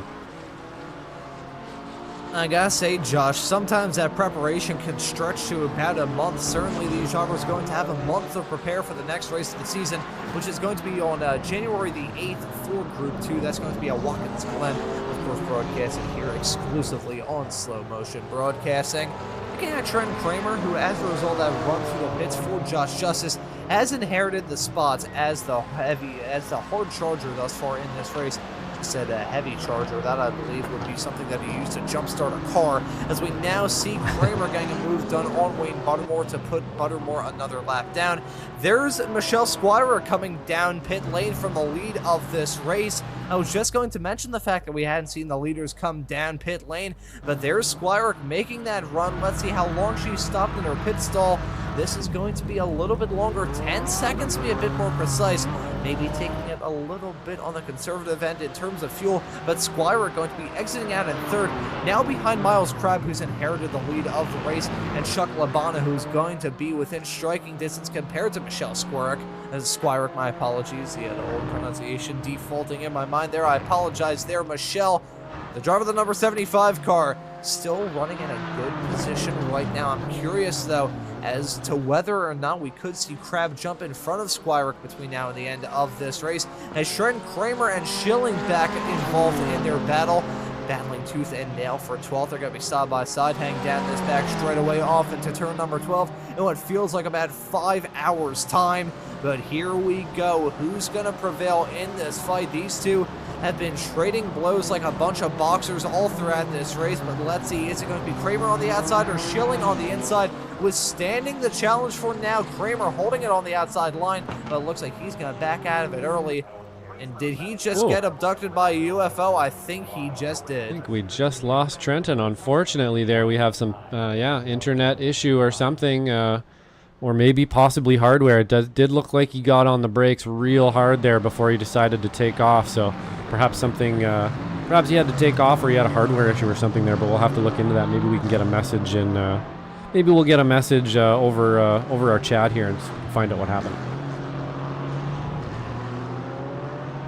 Yeah, that's very odd to be sure. I think at this point in time, though, I mean, I certainly wouldn't rule out alien activity. That's something I would.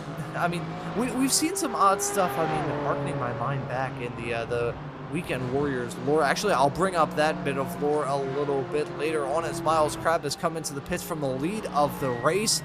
Kramer now dropping back still, so he is now reconnected, but here is Miles Crabb coming in from the lead, and Wayne Buttermore joining him as well. I'm curious if Chuck Labano is going to follow in suit. Yes, he does.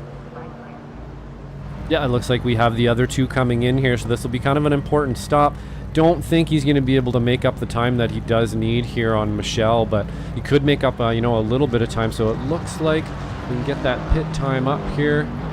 Looks like Crabb 6 seconds, so he definitely took a chunk out of Michelle there a little bit. I'm not sure if that's going to matter enough, but that was a really great pit stop for Miles.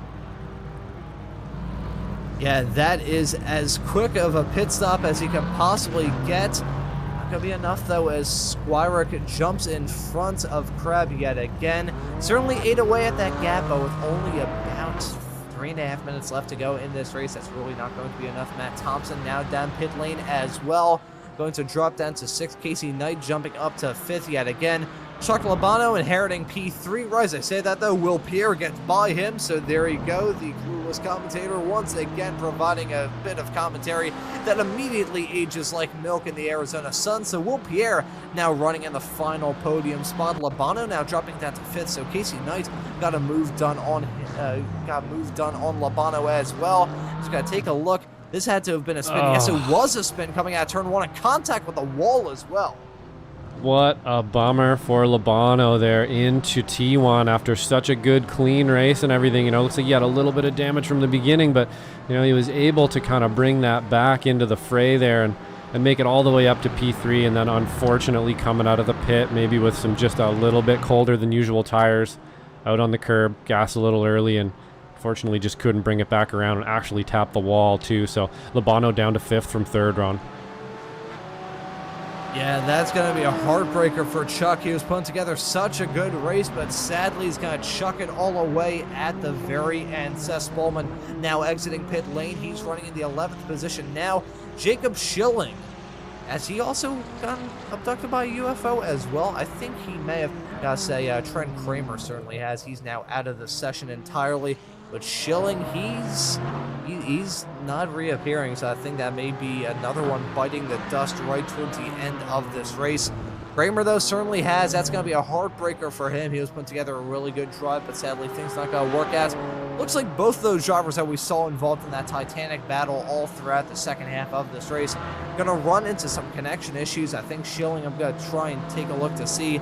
Yeah, he's left the session, so that's unfortunately that's 2 in the span of like 5 laps. I do have a bit of a line on Trenton here as well, and I know, I think over the course of a few races here, he's been having a little bit of problems with his computer and the VR kind of together there or what have you, and unfortunately it looks like it's happened again to him. He's having some problems. Looks like he says he had a bit of a self-spin, and then his screen stopped syncing with his VR, and then his computer crashed again, FML. So unfortunately for Trenton, it looks like he needs to hit the IT guy there and see if he can't get the pooter fixed up. I definitely know how that goes, Trenton. It's no fun when you're tracking down issues like that, and it can just seem endless sometimes. But keep plugging at it. I'm sure you'll get her figured out. Gotta love technical issues. It is an iRacer's worst nightmares. We see Will Pierre stopped in his pit stall. Labano joining him as well. So what in the world has gone down with these two to bring them down pit lane yet again for a lengthy run as well? The white flag in the air. Michelle Squirk on track for a pretty... Michelle Squirk, my apologies. I keep saying Squirk. I apologize wholeheartedly, Michelle. Michelle Squirk on track for a dominant victory in this race. It's going to take a look to see what happened with Will Pierre. Looks fairly clean heading through. Still not sure why he came in. Unsafe pit entry. Here we go. That's him entering the pits. That's Labano exiting. Pierre still stopped. This has got to be some sort of penalty. Okay, there we go. There's Will Pierre now exiting. 56 seconds stopped in the pit stall. That's going to sting as we see Labano and Bromer now starting to battle for 8th. Coming out of the pits is Labano. Still out there on the racetrack is Bromer. I'm looking through to try and see Michelle Squirk. She's only got 2 more corners left to go in this race to grab a dominating victory here from round number 2 for group number 2 here for the Ray Esports Club Racing League. We were thinking it was going to be a rain-soaked race, but it's going to be one soaked with champagne for Michelle Squirk. She takes the victory here for the 2nd race of this Group 2 season. And to go a little bit further back to Miles Grab, I gotta say credit where credit's due to the driver of the 131 car. Put on a pretty rousing recovery drive to make it up to P2 and have that gap between himself and Squirk dipped down as quickly as it did. It was only about 3 seconds, I believe, separating those 2 cars after 70 minutes of racing action. Very impressive considering that how much that gap had ballooned towards the middle sector of this race. Casey Knight going to cross the start-finish line in the 210 car to round out the podium in 3rd. Got some more finishers and a pretty spread-out field here as well.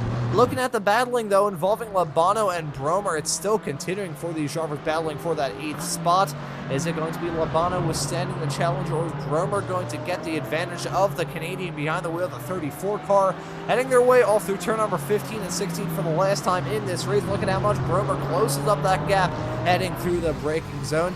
Just is going to cross the start-finish line in a couple of moments' time to inherit the Hard Charger award from this race, but it looks like Bromer not going to be able to get that move done on Labano as much as you've got heavy braking zone of turn number 19 and turn 20 as well. Just not corners where you can usually go for an overtake unless Bromer goes for a dive. Will he go for a bomber attempt? Not going to be close enough, so that's going to be Chuck Labano withstanding that challenge to remain in the 8th position. Not the result he probably wanted, not the result he probably expected either, but it's a result he gets out of this race either way. But Josh, we're expecting rain heading into this race. We didn't get it, but what we got on the other hand was a really compelling day of racing action dominated by Squirek. Yeah, absolutely. Totally dominating today. Class of the field for sure. Did everything she needed to do out front, kept that gap exactly, the way that she wanted it throughout the entire race. Miles Crabbe just didn't have an answer for it today, even though he is very consistent out there. Again, those two are kind of in a class of their own today, and then Casey Knight right after that. And like we said in the beginning, it's going to be a bit of a skill gap between some drivers here, and everybody did a really great job of keeping the car, relatively clean, and most drivers finishing the race today as well. If it were not for a couple kind of connection issues there, it's actually a pretty darn good race with everybody finishing up today. So, yep, that was a great one, Ron, and another great visit to COTA. I gotta say, despite the fact I've only done 2 broadcasts of iRaces around the Circuit of the Americas, both of them have been some really intriguing affairs and some pretty exciting races as well. Outside of those UFO abductions throughout the end of the race, as you just said, Josh, pretty clean affair here at COTA, and it's won by Michelle Squirek in that number 75 car. Gonna get the results loaded up for you in just a couple of moments. I've got some drivers waiting in the interview waiting area, looking to have a chat with us. Maybe looking to steal some of the snacks that we have in the broadcast booth as well. Pretty well stocked up when it comes to all the sweet and savory stuff that you may have in mind. Only the best here at Slow Motion Broadcasting, and the best can also be said about the racing action. If you want to stay up to date on all of that, remember to hit that subscribe button and the notification bell, and I think by the end of the season I will truly reach a level of awfulness with those plugs that has only been seen on YouTube vlog videos. But nevertheless, great day of racing action, a great night of racing action, a great morning of racing action if you're Jeff Bernard, who finished a little bit farther down the running order, the only Aussie taking part in this race. That's the number 75 car, Michelle Squirek, taking the checkered flag, 2.6 seconds separating herself and Miles Crabbe. Crabbe unable to get back-to-back victories to kick the season off, but he's still going to be very happy about that result, finishing in P2. Casey Knight going to round out your podium in 3rd. Then we have Matt Thompson in 4th. Jake Sneddon in 5th. Dylan Vo's going to be finishing this race in the 6th position. Then we have Josh Justice in 7th. Chuck Labano finishing this race in 8th. Nolan Bromer in 9th. And Will Pierre going to round out your top 10. And then after that, we got Seth Spoolman in 11, Egner Sancinelli in P12, Tyler Heron in P13, Corey Heffron, unfortunately with the wet tires on the start there, in P14, Joaquim Effinger in 15th, Kerry Anderson in 16th, Ian Anderson also starting this race on wet tires, and I believe finishing the race on wet tires, which is a bit of a feat in itself there. Nemo Tagaleg in 18th. See if we can't scroll up this page here a little bit. Jacob Schilling in 19th. Wayne Buttermore with a bit of attrition there right from the beginning. Unfortunately, 3 laps down, but finished her up today, so good job, Wayne. Trenton Kramer out there getting abducted, unfortunately. Another one of our alien abductees there. Hopefully he can get that computer sorted out and not have any more of those technicals. Jeff Bensnard, I think I got that right, in P22nd. Joshua Soto down and uncharacteristically down in P23 there. Exited the race a bit early. And Kanzai Ayaz in 24th. 27 laps down. I don't believe started the race today. I believe he did actually start the race, but dropped out very early on. But those are the 24 cars classified from this race here at Circuit of the Americas. Go move into some driver interviews. We got some drivers waiting in the interview waiting area, and I think the first driver that I'm going to bring in to have a quick little chat with is going to be our podium finisher from this race, that being Casey Knight, who's now joining us in the commentary booth. Rounding out your podium, Casey, Talk us through the race that we just saw here at Circuit of the Americas. A little bit of a change of expectations considering the wet weather that a lot of you drivers probably thought this race was going to serve up, but still a pretty intriguing fare here at COTA. Talk us through it. Yeah, I started out this day expecting to go into a wet race, so I was practicing and making a whole-on wet setup, really getting that car dialed in, and then I looked at the weather, I was like, oh, it's dry. Luckily, Michelle and I, we practiced wet in the dry a bit, and I made sure the wet setup worked as a good dry setup as well, and we both agreed that it was pretty quick, and we got into the race. Happily to say that this is my last home race at Circuit of the Americas, because this Friday I'm actually moving, Saturday I'm moving in with Michelle in Atlanta, because I got a job out there. Oh, there you go. Some exciting news surrounding your personal life there. And I will say we will be going to Road Atlanta in about 2 races time. So it's not going to be your first home race here from this season, at least for the GT4s. But it was still a pretty good home race for you here at COTA, finishing in 3rd. And now you mentioned the fact that it was a little bit of a subversion of expectations with what y'all thought was going to be wet weather turning out to be dry-ish weather. I mean, the relative humidity was still high. Pretty much the entire racetrack felt like you drivers were probably driving through soup, and the weather conditions certainly weren't helping out at all. So was it kind of like in that middle ground whereby it kind of had that slickness of a wet racetrack with that convention of a dry racetrack as well? It was kind of like that. Also on the first lap, I can confirm that Ian was on wet tires, which kind of explains how I was able to catch up and then just slightly maneuver my way around him. I just looked at his tires right now and there are grooves in it. He is on wets. So I'm going to solve that little issue for you right there. But yeah, the humidity didn't really affect how it was handling, because, well, I was always practicing in the weather conditions it was, so it was always humid for me. But compared to a regular race and a high humidity, and that crazy crosswind that we were getting, 26 kilometers an hour, I believe, it was just a weird feeling out there. But hey, when you throw weird situations in at COTA, I just feel at home. I mean, in a hometown race, it's certainly very good to feel at home, and it seemed like, considering the fact that you were one of the only drivers to really stand above the rest in terms of the pack outside of the front two of Squirek and Crab, but still pretty good race from you here at Circuit of the Americas today. And before we let you go and celebrate this podium here, I'll ask you real quick, firstly, about what are your thoughts heading into Watkins Glen, the next race for Group 2, coming up in about a month's time? Well, it'll be my first race in a new place. Pretty sure going to try to get a rig set up by then. It's going to be a lot of fun. I like Watkins Glen. I know Michelle, she's not a fan of it. Wait, is what group is Watkins Glen? Watkins Glen is going to be the next race for these cars, Group 2. Oh, okay. Yeah, Watkins Glen, I'm going to have a lot of fun. It's an enjoyable track for me. Michelle and I do pretty good in sim, though she is kind of cursed in real life. We're going to try to change that one day. And yeah, it's going to be a lot of fun.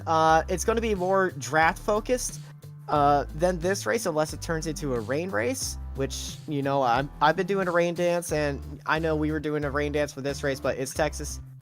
It doesn't rain here, even though it was raining this morning.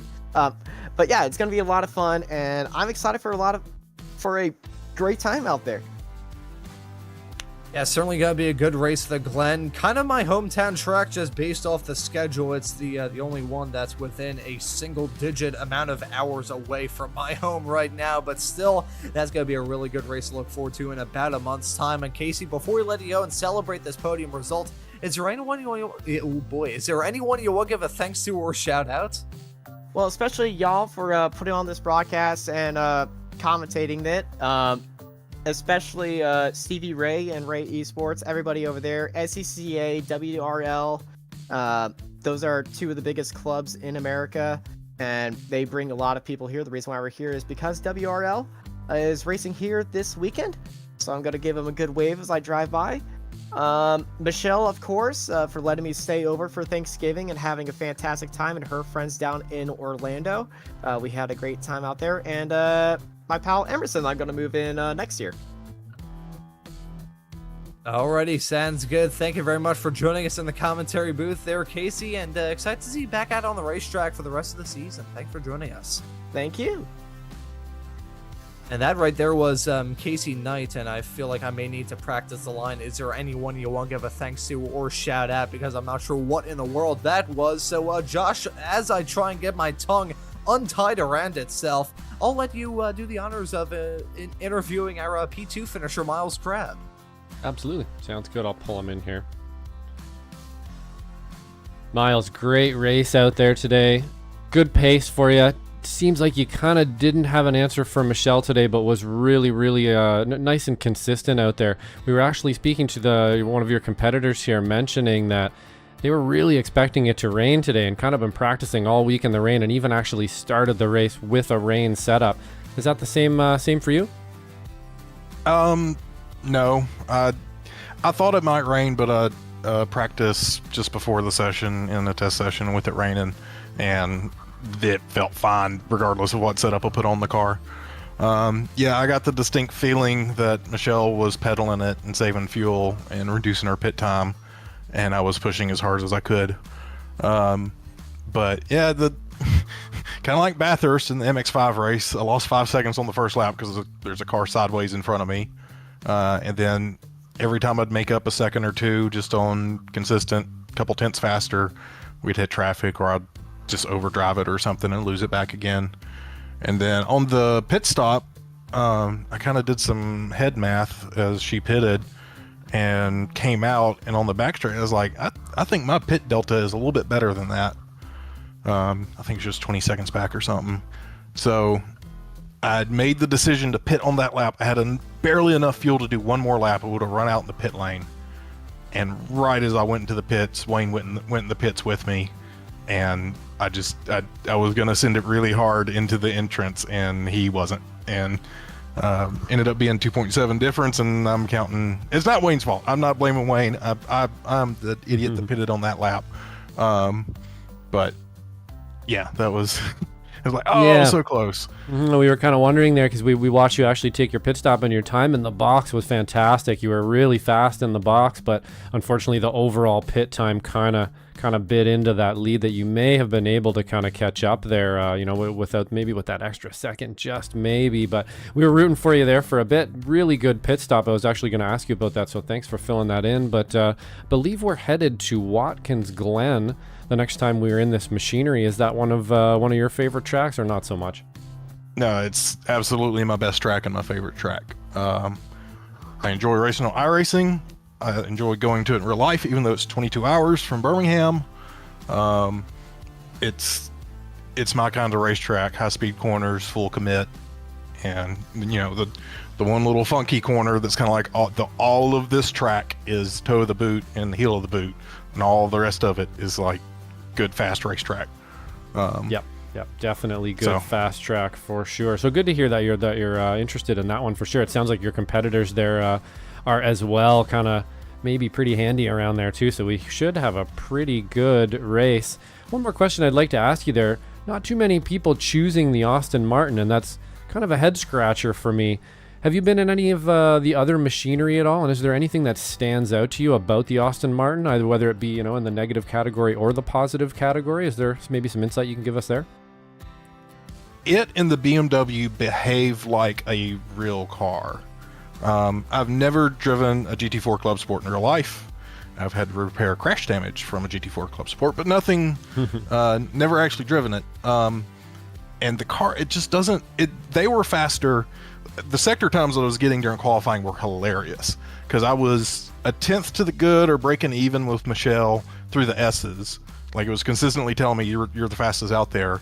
Back straight, I'd lose a little bit, and then through the slow tight stuff, they'd blow me away. So I think it's the kind of the reduced wheelbase, the smaller car does a little better in the tight stuff. But like I don't have the stream up right now because if I hear myself talk, I will fumble over myself.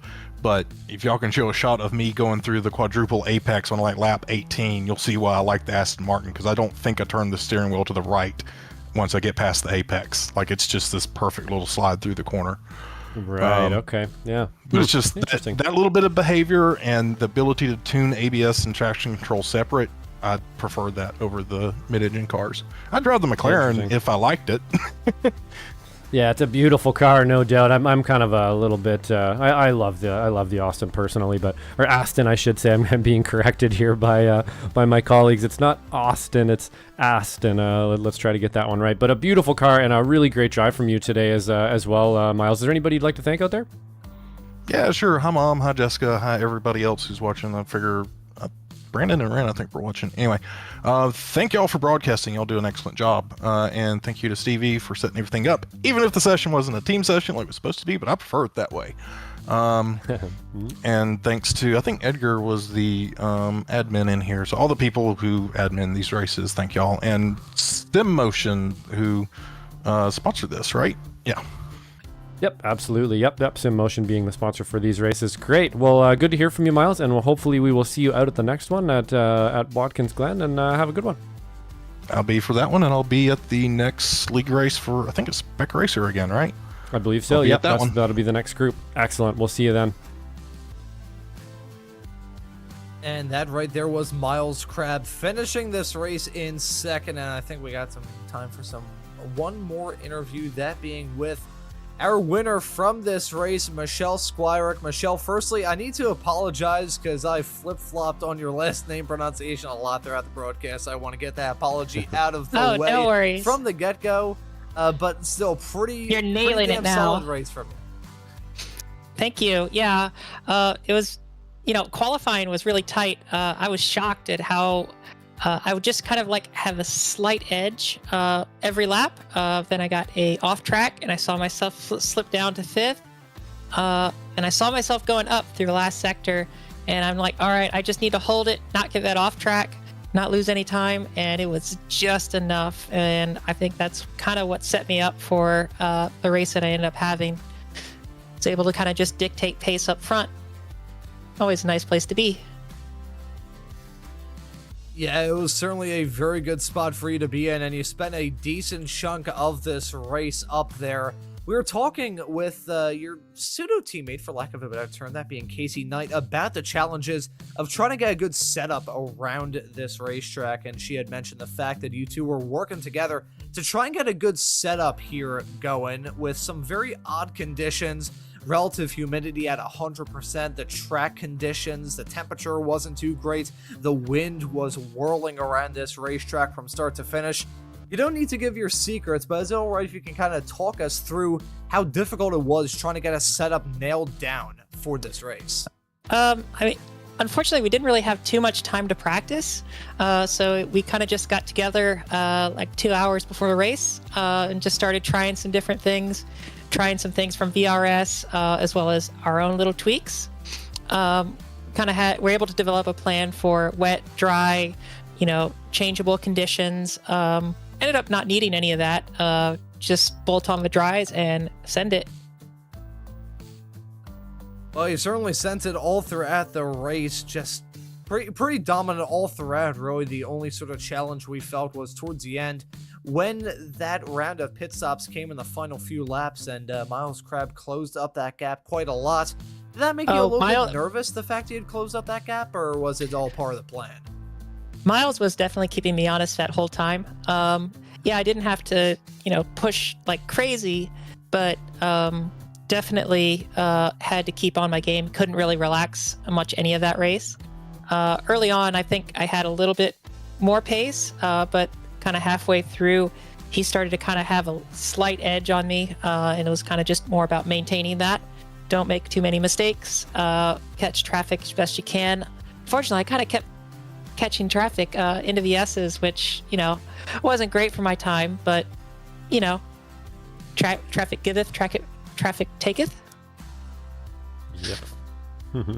Oh, trust me, the amount of times I've covered any sort of sports car racing, both multi-class sports car racing and just single-class racing as well, the amount of times that I've seen traffic meddle with drivers who are just in the cruise lane, minding their own business, and then bang, a little bit of chaos going to try and ruin their race. But then for you, all throughout, and you take the checkered flag here at Circuit of the Americas, Going to be about 1 month until these Group 2 race cars run at Watkins Glen for the next race of this season. So what are your thoughts heading into that race in about a month's time? I love that track, especially on iRacing. Unfortunately, real life results there weren't so great last year. Had a transmission go out on me after just not being as quick as I would like. But maybe a little bit of redemption in the sim. I'm sure a little bit of redemption would be nice, kind of breaking that curse, so to speak, in the sim, and hoping that the curse breaking extends into real life as well. So it'll be nice to see you back out on the racetrack in about a month's time with these race cars, because outside of the small little incident in Sebring about a month ago, you've been very fast in this series, as well as you have been for pretty much all the races that we've seen you be a part of here. But Michelle, before we let you go and celebrate this victory, is there anyone you want to give thanks to or shout out? Yeah, absolutely. Obviously, Raise Esports for putting on this amazing series, and all the groups have all been amazing to participate in, as well as you all at Slow Motion Broadcasting for broadcasting all of these, and the amazing support from Sim Motion to make this all come to life. It's been absolutely fantastic. And then 2 last shout outs to my real life racing team, Formidable Racing Development, and my real life sponsor, rspeed.net. You always got to thank the sponsors, and we'll be doing that before we wrap things up here as well. But Michelle, thank you so much for joining us in the commentary booth. Congratulations on the victory, and excited to see you back out on the racetrack wherever it is in the not-too-distant future. Thanks for joining us. Thank you. And that right there was Michelle Squirick taking the checkered flag victorious here at Circuit of the Americas. And you know, as we heard from Michelle and Miles Crabb, the wonderful racing that you see here on Slow Motion Broadcasting just about every single Wednesday would not be possible without a fantastic partner, because tonight's broadcast of the Ray Esports Club Racing League on Slow Motion Broadcasting is brought to you tonight by Sim Motion. Sim Motion is a store by sim racers for sim racers, carrying everything from button boxes to steering wheels and the best brands from the sim racing world, including Sim Magic, Moza, Hussenfeld, and many more. With decades of experience in the industry, Sim Motion is a great choice for sim racers in both North America and Europe looking to upgrade their simulators. If you'd like to check out what Sim Motion has to offer, go to us.sim-motion.com. That's us.sim-motion.com. Sim Motion is not only the sponsor of the official Formula 1600 series here on iRacing, but is a proud partner of the Ray Esports Club Racing League, and feel free to use discount code RAY5 to check out some very sweet discounts. But Josh, speaking of very sweet, this race was sweet. It was fantastic, I would say. Honestly, considering the troubling conditions that some of these racers had to deal with, it was a pretty good race, and they put on a pretty clean show as well. Yeah, I'd say all in all, it went off pretty well there, Ron. Circuit of the Americas is never an easy track to get your hands around, and just finishing a 70-minute race around here is an accomplishment, especially for some drivers who I'm sure out there were not super experienced with this track yet. So really good showing from everybody, nice and clean, and we got another GT4 win from Michelle, and really looking forward to the next round, and then of course the next GT4 round at Watkins Glen. Should be a bit of a banger, I think, there, Ron. So it was a great race today. Always great to call it with you guys. And yeah, we'll be seeing you guys at the next one here, Ron, if you want to send everybody off. Well, thank you very much, Josh, for that. Thank you for joining us here in the commentary booth, and also doing all the wonderful camera work all throughout this broadcast. This season and this series as a whole is absolutely fantastic. Despite the fact that Group B isn't going to be running again for about a month, we've still got action with Group C, the SECA-oriented league with the Spec Racer Fords, and the Formula V is going to be running here on SMB in just 1 week's time. And if you want to stay up to date of all of the racing action, including some season finales to talk about in the Weekend Warriors world this upcoming Saturday and Sunday, well, you better hit that subscribe button and the notification bell so you never miss out on any of the racing action. We've got some fantastic broadcasts to look forward to every single weekend. We've got the Formula V season finale that's actually going to be running at and I may have to Laguna Seca, I believe. Yeah, we may have to poke Zippy with the stick because it's actually at Okayama this upcoming weekend. The Formula He's got Fords, Dev they're too going to be instead of running at December. Tsukuba, and the Spec Racer Ford's going to be running at Oran Park. Those were the tracks that we visited last week, and bearing in mind, those are fantastic racetracks as well. But we got some pretty good ones to look forward to with the season finale, week 13 for them, and we've also got the action with the week 14. I believe it's the 44th running of the Weekend Warriors V runoff. So again, it gives you more reason to subscribe here to SMB so you never miss out on any of the racing action. But I think for tonight's broadcast of the Ray Esports Club Racing League, that will just about do it. So for myself, Ron Maunz, and Josh Wilkie working the comms and the cams with me on today's broadcast, I say thank you all so very much for watching. Have a great rest of your night, and we hope to see you all wherever it is in the not too distant future.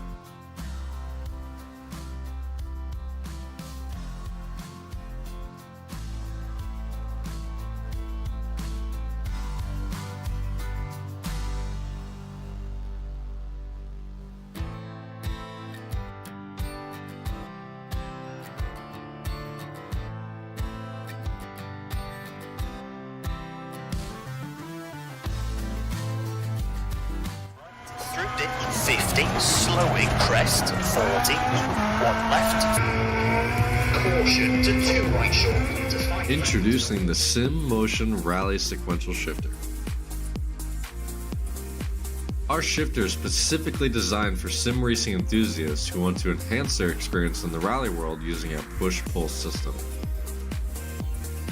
Compatible with wheelbases like the Sim Magic Alpha series, V&M Direct Drive, Fanatic, and Simicube, and can easily be installed in minutes. It also has the adjustability to suit any wheel or driver's needs. It's also plug and play with titles like Dirt Rally, iRacing, and WRC. Available now at sim-motion.com.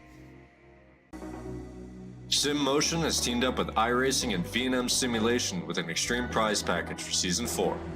To win, paint any car with a Sim Motion logo, race in 10 official iRacing events, and you are entered to win an extreme direct drive and GT wheel bundle. But that's not all. Compete in the Formula 1600 Fixed Series, win your division, and you could score this set of pedals. Gear up and get racing. The rewards are waiting.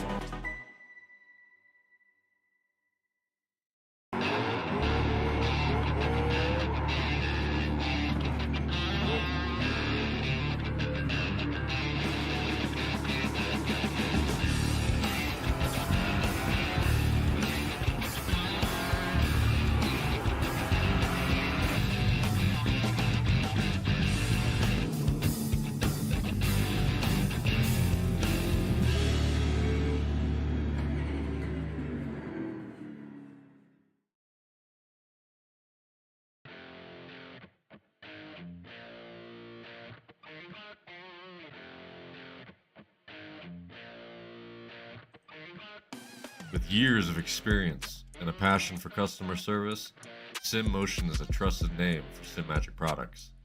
Whether you're just getting started or a seasoned pro, we have the gear to get you on the podium. At Sim Motion, we don't just sell gear, we fuel your passion for sim racing.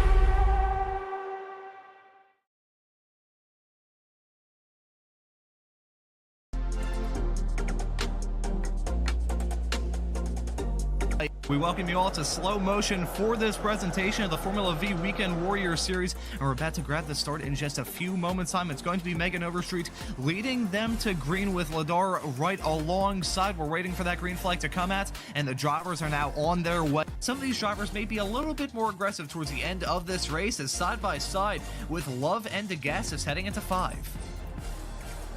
Oh, it's close. It's a bit treacherous on the corner. Rex is just singling run wide there, Ron.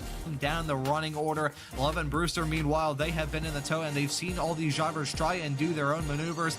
They definitely have something cooking behind the wheel of those FV race cars. As Montgomery gets that move done, one's running at the back. Well, not actually running right now, I don't believe, as there's a spinner with Ladar. Oh no. Oh, and there's contact as well. We are live for the first time on Slow Motion Broadcasting with the FF Weekend Warriors. We're at Sebring this weekend. It's going to be a blast. I saw a little bit of rain here in the practice session, but we'll get to that here in 1 second. My name is Adam Thompson. I'm joined in the booth by Randall McGrew. With these three going right at it, we see you're getting really, really squirrely. There. Oh, no! Some contact. Oh, no. Jurg and Antonio, the two Masters leaders, both with issues and now dropping down the order. There's a dicing through the curbs. Our lead 2. As that's Instaman just slossing it up the inside through McIntyre there. Beautifully done by the Icelandic driver as there's a big incident happened behind somewhere. Gonzaga losing a lot of places back. Almost touching at that point. They're around there, heading into the closing stages of the track. Not quite there yet. Heading through what I'm calling the horseshoe, but let's not get into my drawing skills at this point. Nothing but clear track ahead of them at this point, so no one should be able to interfere in that battle. Side by side, nearly had contact there. That's going to put Kabanka on the inside for this next hairpin. This could be what decides it, and he's gone right on the outside, actually trying to cover off the car. I do wonder if Barry is going to be close enough to potentially slipstream. They've got 2 corners left to go. This is penultimate one now. Barry right up close, 0.3 of a second. I'm not sure it's going to be close enough, 0.2 of a second. He's got to keep his foot on that loud pedal. Catches a little bit of a curve, but has Kabanka done it? Barry going to the inside, and Kabanka gets it. The field in Castro's hands, and he's going immediately. Gets a good jump there over green, and he's pulling away. He is gapping early, even moving over to try to break up any sort of slipstream or help that inside line, making sure Green has his hands full coming into T1. George Chance, did Jason give Antonio just a little bit of a slow up? It doesn't look like it. Antonio down to the inside. Hopefully going to be able to make this move. Oh, that was close. Soto both coming very hot with a head of steam. Plava going up to try to move out of the way and give up the slipstream. Here comes Gilliland! Slow down. Gilliland coming in, going to try to challenge for this podium. They're going to go too wide. Oh, no! Oh, no! Gilliland and Plava come together. Gilliland's going to come back across the line in 4th place. He's quite going to get there. There's a little bit of a lock up there from the 46 car. He's gone deep. Whoa.